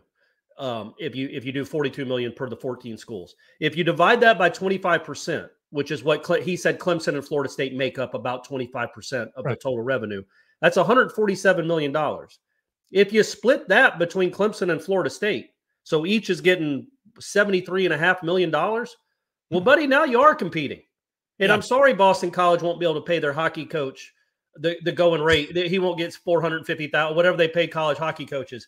But $73.5 million, you're on par with the Vanderbilts of the world and the Kentuckys of the, you know what I mean? Like you're competing with the SEC and the Big Ten at that point. That's one way to keep them. That's one way to keep them relevant. And the ACC could have football champions. If Florida State was getting $70 million in revenue, they would compete with anyone in the country and start winning championships again, in my opinion. And obviously the same with Clemson. Yeah, and I think FSU and Clemson would have liked to have heard a counteroffer. Something in the middle, maybe. It sounds like they got a okie dokie. Okie dokie, guys. Your complaints are duly noted yet again. Anybody else? Thanks, guys. That's what we got here. Yeah, it's a toughie. That's a toughie. We'll go to break here, but before we do, Matthew, you don't have to play the music because I got to tell the fine folks about the fact that the NFL season has come to an end. Yes, it has, in case you didn't notice. But at MyBookie, the opportunities don't win or to win don't stop. Get it together. Whether you bet to earn or make the games more exciting, MyBookie gives you the most for your money with a redesigned deposit bonus. Getting started is easy. Just visit mybookie.ag. Use the promo code WARCHANT to claim a bonus of up to $2,000. Use the promo code WARCHANT to get a deposit bonus that gives you extra funds to play with, all the way up to $2,000. MyBookie, bet on the NBA, NHL, UFC, or play for the share of the big cash prizes in the weekly online blackjack tournaments. With so many brands to choose from, you need a platform that makes it simple to bet and win like MyBookie. Bet anything, anytime, anywhere with MyBookie. News now. A 20-year-old Florida A&M University sophomore died Saturday after drowning at Miramar Beach. Alexander Boyd traveled to the Panhandle Beach with two of his housemates and fellow Southern Scholarship recipients for an annual bonding trip. But the trip took a tragic turn when Boyd submerged and his friends could not locate him. 3 lifeguards searched and located the swimmer. After the advanced life support team exhausted the resources, the individual was pronounced dead at the scene. A candlelight vigil in honor of Boyd will be held Wednesday at 7 p.m. at 101 Palmetto Street, Building 133. De Leon County Sheriff's Office is inviting the community out to join them for food and conversation on Saturday. Hot dogs with deputies will be an opportunity for community members to ask questions, voice concerns, and get to know the deputies in their neighborhood. The event is set to take place Saturday, March 4th from 11 a.m. to 1 p.m. at Walmart, located at 5500 Thomasville Road. This is Rachel Anay with your Real Talk 93.3 Local News Update, brought to you by Macklemore Systems, Tallahassee's go-to Mac store. Check them out online at MacklemoreSystems.com. This is meteorologist Paul Trombley with your Real Talk 93.3 weather update. High of 83 this afternoon under partly cloudy skies. Winds out of the southwest, 10 to 15 miles per hour. Cloudy skies tonight, lows around 67. A mix of clouds and sun tomorrow. Slight chance for scattered rain showers. Highs level off around 83. Low 80s Thursday, turning cooler Friday with highs in the upper 70s and storms. This report is brought to you by the Lawn Johns. For all your landscaping and lawn care needs, visit thelawnjohns.com. Right now, 84. Let's take a minute to imagine all the things you can accomplish with help from Southeast Portable Buildings. Are you a hoarder? Hoard some more. Get a storage shed. Mother-in-law moving in with you? Put her in a shed out back. I'm kidding. Still working on that engine that you're going to finish from last summer? Move it out to a new workspace with Southeast Portable Buildings. From she sheds and man caves to repair shops and trophy rooms, the possibilities are only limited to your imagination. Visit Southeast Portable Buildings today. Life is stressful. Dinner shouldn't be. That motto is why Register Sausage has been doing business in the Florida Panhandle and Lower Alabama for over 75 years. A proud sponsor of Seminole Headlines, Register Sausage always provides the best Southern smoked sausage to over 140 grocery stores and restaurants throughout the Southeast. Headliners have discovered the Register's difference. You can too. To find a store that carries Registers near you or to buy directly, head to registermeats.com. That's registermeats.com. Register Sausage. Yay, sausage! Hey, Greg Tish here along with Matty Rowe. And you can listen to us Monday through Friday, 6 a.m. to 9 a.m. on Real Talk 93.3. Matt, we give away a couple things each week. Just a few. We've got the Florida Farm Bureau Insurance Wheel of Food. We have Give Me a Second, where we play a second of a song and you guess that song. And we also play FLA or Nay. We have a lot of fun Monday through Friday, 6 a.m. to 9 a.m. on The Greg Tish Show. Think that's enough? We could talk about our feelings. There's a lot. The Greg Tish Show, Monday through Friday, 6 to 9 a.m. only on Real Talk 93.3. Seminole Headlines returns now. Head to YouTube and search for Warchant TV today to catch the show live or on demand. Now, here's Jeff Cameron, Ira Schofel, and Corey Clark. I think I'm supposed to talk. I saw the panic look on Director Matthew's face, so we're talking. Here we go. Let's get to some more questions, guys. We have plenty of good ones here. Garrett wants to revisit my comment that the bowl game didn't matter. Now, you have to put that in context, Garrett. Remember what I was saying when I said the bowl game didn't matter, that the successes of FSU were not going to be in somehow those successes wouldn't be lessened. The impact of the season wouldn't be lessened if they were to have gone and lost the bowl game. That I was arguing that the 9 wins established firmly that Florida State was back and that Mike Norvell long-term had a home and that he was going to get a contract extension, which made this a more viable place for other coaches to come. which is, I think, true. Patrick Surtain wasn't coming here if my man went 6-6. But I don't think the game against Oklahoma made a difference one way or the other in regards to those fundamental things. Did it lead to more excitement maybe for the fan base? Did it aid that excitement going into the offseason? Perhaps. It was a nice bow on it. It's a little bit of a bonus. So I just want to put that perspective out there before I read the rest of the question. Okay. He writes, can we please revisit when Jeff said the bowl game didn't matter? Would we have landed the transfer/recruiting class that we landed? I think so. I don't think it would have mattered. You think those kids said yes because we beat Oklahoma? No, I just think it helps a little bit, but no, I think they would have otherwise. And that was kind of the whole thing. That whole season was so important for recruiting. This is something I was just, and I'm not sorry to interrupt you, but somebody would ask me something along the lines of how big this year was for Norvell this past season. It was huge for recruiting because if you go back to last summer, they were getting hit hard by other staffs saying he's not going to be there. He's not going to be there. Correct. And so they were fighting that battle all the time. Well, now that battle's once they won the 9 games. Yeah. So the 9-win regular season, yes, I think led to that recruiting class because of the certainty that it gave Mike Norvell. Also, he goes on to ask, would we be talked about as a playoff team next season had we lost to Oklahoma? If you lose to a 6-6 Oklahoma team, yeah, man, that diminishes it some. You probably don't start in the top 10. You probably don't start in the top 10, but that doesn't keep you from being in the playoff. And it's just shatter anyway. And also we struggled to beat a 6-6 Florida team as well. So it just wouldn't be as much. I think it's fair to say it wouldn't be as much. It's hard to really measure. I don't know. I still feel like all of the success that Florida State had by winning those 5 straight games, you had created the momentum that we're referencing here. Would we have the current moment that we have now? Yeah, Well, and the other thing I would say, to his or her point, I can't remember who it was. It's Garrett. Garrett's point. It's hard to say for sure that do you get Fentrell Cypress? Do you get a couple of those high-end marquee guys who probably watched you play LSU in a bowl game? That might have helped as well. Now some of them may have already committed, but again, I think it's possible it helped in some of those. I don't think it's. We can't really know. Yeah. I mean, we can't quantify it. I think that the 9 wins did what they needed to do. It gave them the certainty that Florida State was moving in the right direction and the head coach wasn't going anywhere. Jason writes, saw this in another thread, but what are the chances FSU just skips media days if there is no progress between them and the ACC? I don't think they're going to skip media days, guys.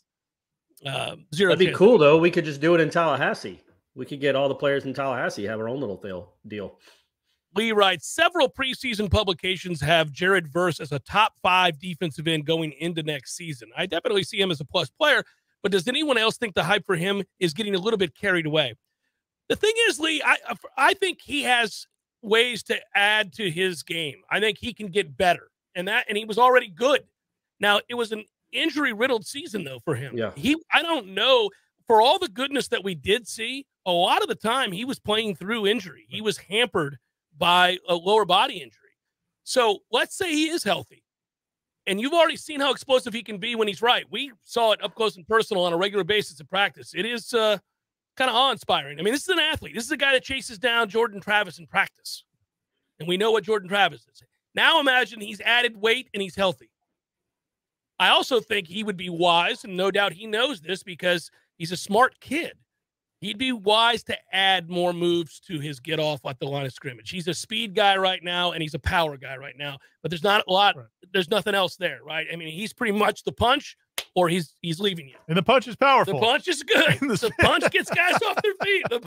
It's a great thing. He's mastered that, and he's really quick. Yeah. He's going to have to add to it, I think. Ira, you've been looking to add moves to your get off, haven't you? You've been looking to that for a couple years now. To be honest with you, I might have just given up on that. No, I think on what works. I mean, if a guy's got a level of consistency after 50 years of living, why would you try anything? It's unblockable. What are you going to do? What are you going to do? All right. 2 questions from someone who knows very little about both sports. Basketball, how do you defend the 3 better? Nick, I feel you, buddy. If I didn't know anything about basketball and I watched Florida State basketball play, I'd say it's like they've never tried to defend the 3-point shot when I watch these games. Secondly, he says, baseball, how do you teach picking up the baseball? Well, there is technique in terms of how you move and getting low, and obviously you also want better defensive players. Yeah, you do. You need better players too. Yeah, that's true. On the 3, real quick, because I know Corey beats this drum a lot on Wake Up Warchant, which is fine because every week they're going to give up 100 3-pointers. They sure as hell are. The only thing I would say is I don't think that's a byproduct of the system as much as the players they have and how they execute the system. You could make a case they should have adjusted it. Good one. You can make a real good case. Definitely make that case, but I don't think it's everybody points to just the system. I think if you have better players, you can still do that system anyway. But the answer to somebody that doesn't follow the sport that much is that you let guys get into the paint, and that you very, very easily, and naturally a defense collapses because you don't want to give a guy a layup or a 3-footer. So as you collapse, the wings are wide open. They just kick it out, and somebody's wide open. That's happened for 30 games. When Florida State plays it well, they've got somebody who can defend the ball and keep the ball the ball handler out of the paint. They do a good job of that, and when they're good, they have a Bernard James or Chris Kumaje or somebody who's an eraser at the paint. So you have those two things. So now everybody doesn't have to help. But because you don't have great ball defenders and you don't have a great rim protector, you're pretty susceptible. So you're making my case to perhaps adjust what it is you're doing because you lack all of the things necessary for this to work. It's an argument. It's an argument you can make. But yeah, North Carolina, who's not a great 3-point shooting team historically over the course of the season, I think hit 11. You leave them wide open, and even on the last play when they cut it to 4, Cleveland is playing so far in the paint to try to help out because he knows whoever's up top is about to get blown by that they just make a simple pass to Leaky Black. Cleveland has to race out to defend the 3, a pump fake and a dunk, and the game's over. So they're just not very good defensively this year. It's fun. Still not sure how the Miami kid hit that 3 before Cleveland's was. I mean, man, with that kind of contest, I mean, sometimes you just have to tip your cap.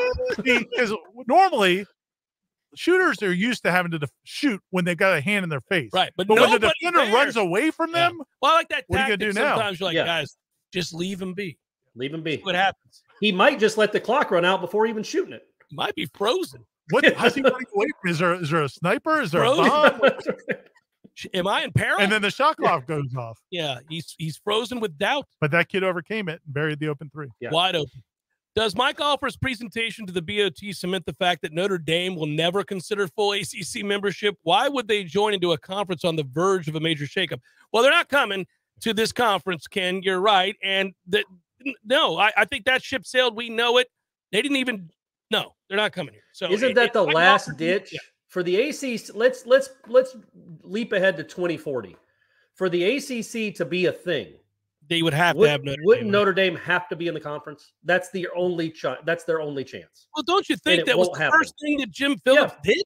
He has a relationship. He went to school. Yes. And Notre Dame is another one where you would look at the situation. And Notre Dame was, I think, from what you hear, was part of the ACC going with Jim Phillips is because he was seen as a guy who maybe could help them get Notre Dame in. Boy, the ACC got snowed over. But Notre Dame would hold. We talked about this briefly in the first hour. We didn't go too deep into it. They could solve a lot of problems, whether it's joining the ACC, which would help, or joining the Big Ten. Now that might forward the SEC. Yeah.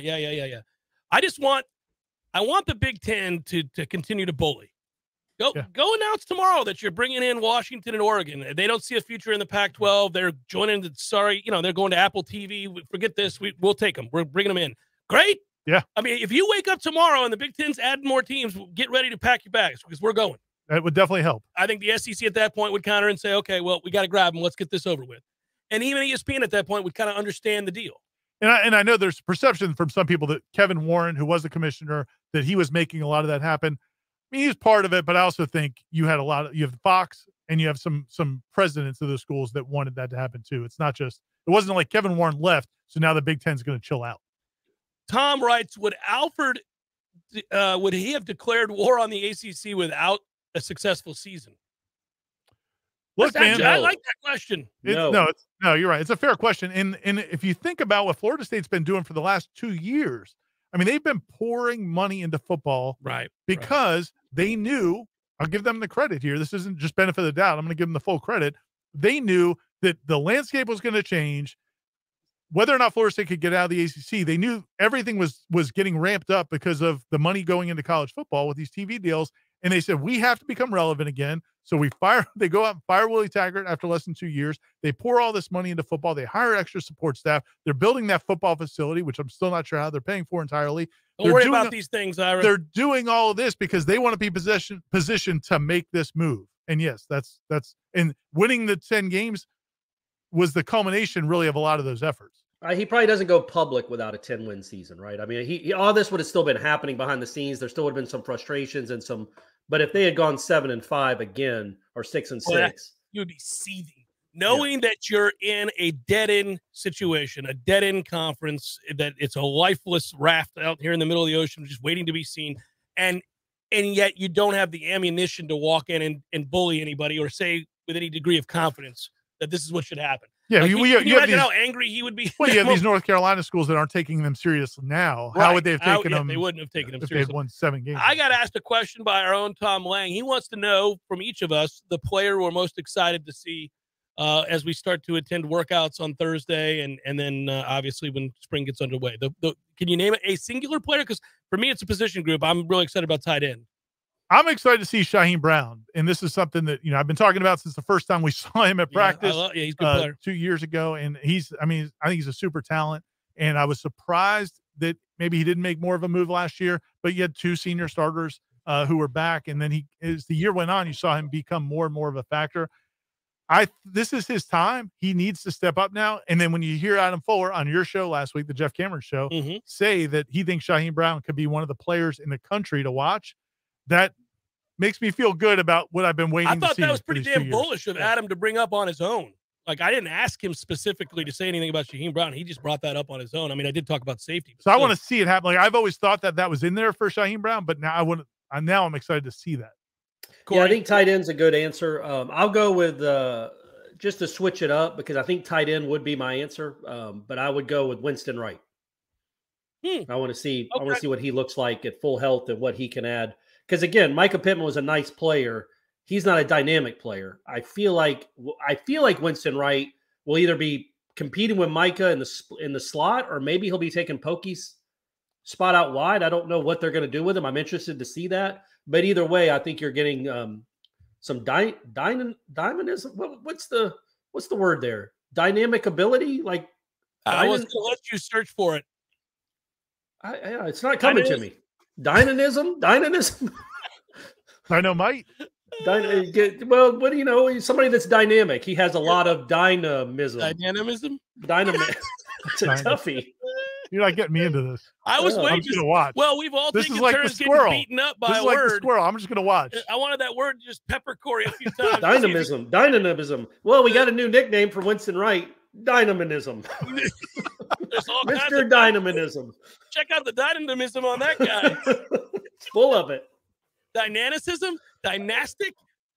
No, that's not it. Hey, who knows? But yeah, I am interested to see what that looks like. It is dynamism, by the way, and that's why I was laughing, because I wanted to see if you would say it. I think I said it once in there out of the 10 times. You mixed and matched words.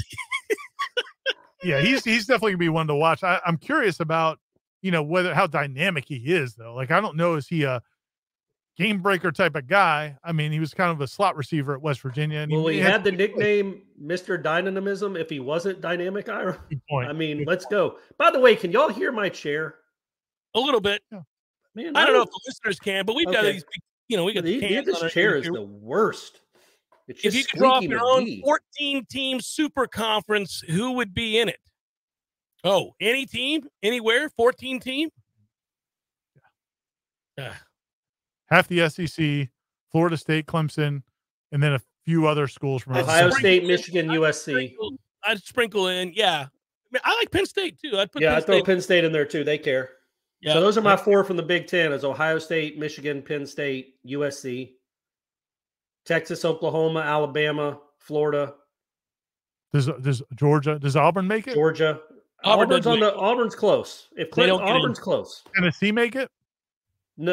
Does LSU make it? Oh, LSU's in. LSU's for sure, yeah.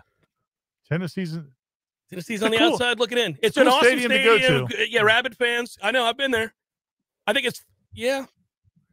I think I like Corey's list too. Yeah. How about Syracuse? No. They're not going to make it. How about Boston College? Not going to make it. NC State. I like the trips Virginia to Tech. Boston, and I just no. No. Who else in the ACC would we bring? Clemson. That's it. Miami can suck it. They're not coming anywhere near our conference. Nope. Ed Reed was a long time ago. That's right. The hell out of here. B. Page writes, "Hello, gents. Love the show. I stream it all the way out here in Yulee, Florida, just north of Jacksonville." He writes, "Go Butts." You don't know, Corey. I call the Jacksonville Jaguars the Jacksonville Butts. Oh, okay. For cigarette butts? Yeah, partly. With all this scuttlebutt of FSU and Clemson trying to jet, I've seen people mention Miami. Oh, see, he does it. Would we even want them coming with us? No. No, there's a 60-yard indoor practice facility.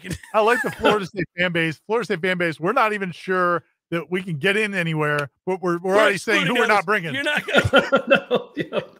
We just want y'all to know when we get out of here, you're not invited.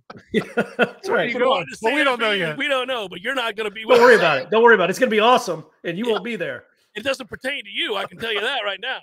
If you would bring Miami, if it was a package deal, if that was the way you got in, you would bring Miami. It's a natural rivalry to bring in. And I think at the end of the day, you think back to how Virginia Tech got into the ACC. Virginia made the governor and the people in Virginia we're not were negotiating unless you do this. So that's where I think that's how maybe this could happen. Is there has to be some negotiation, some people forced in, because there's not 8 desirable schools in this conference. Final thing, guys, we got less than a minute. Ward to Dunn writes, "With the dominoes start falling once Clemson's AD makes public comments about not staying in the ACC, I can't wait for ACC Media Days with Alfred walking through the door, double middle fingers to Boston College, waking the commish."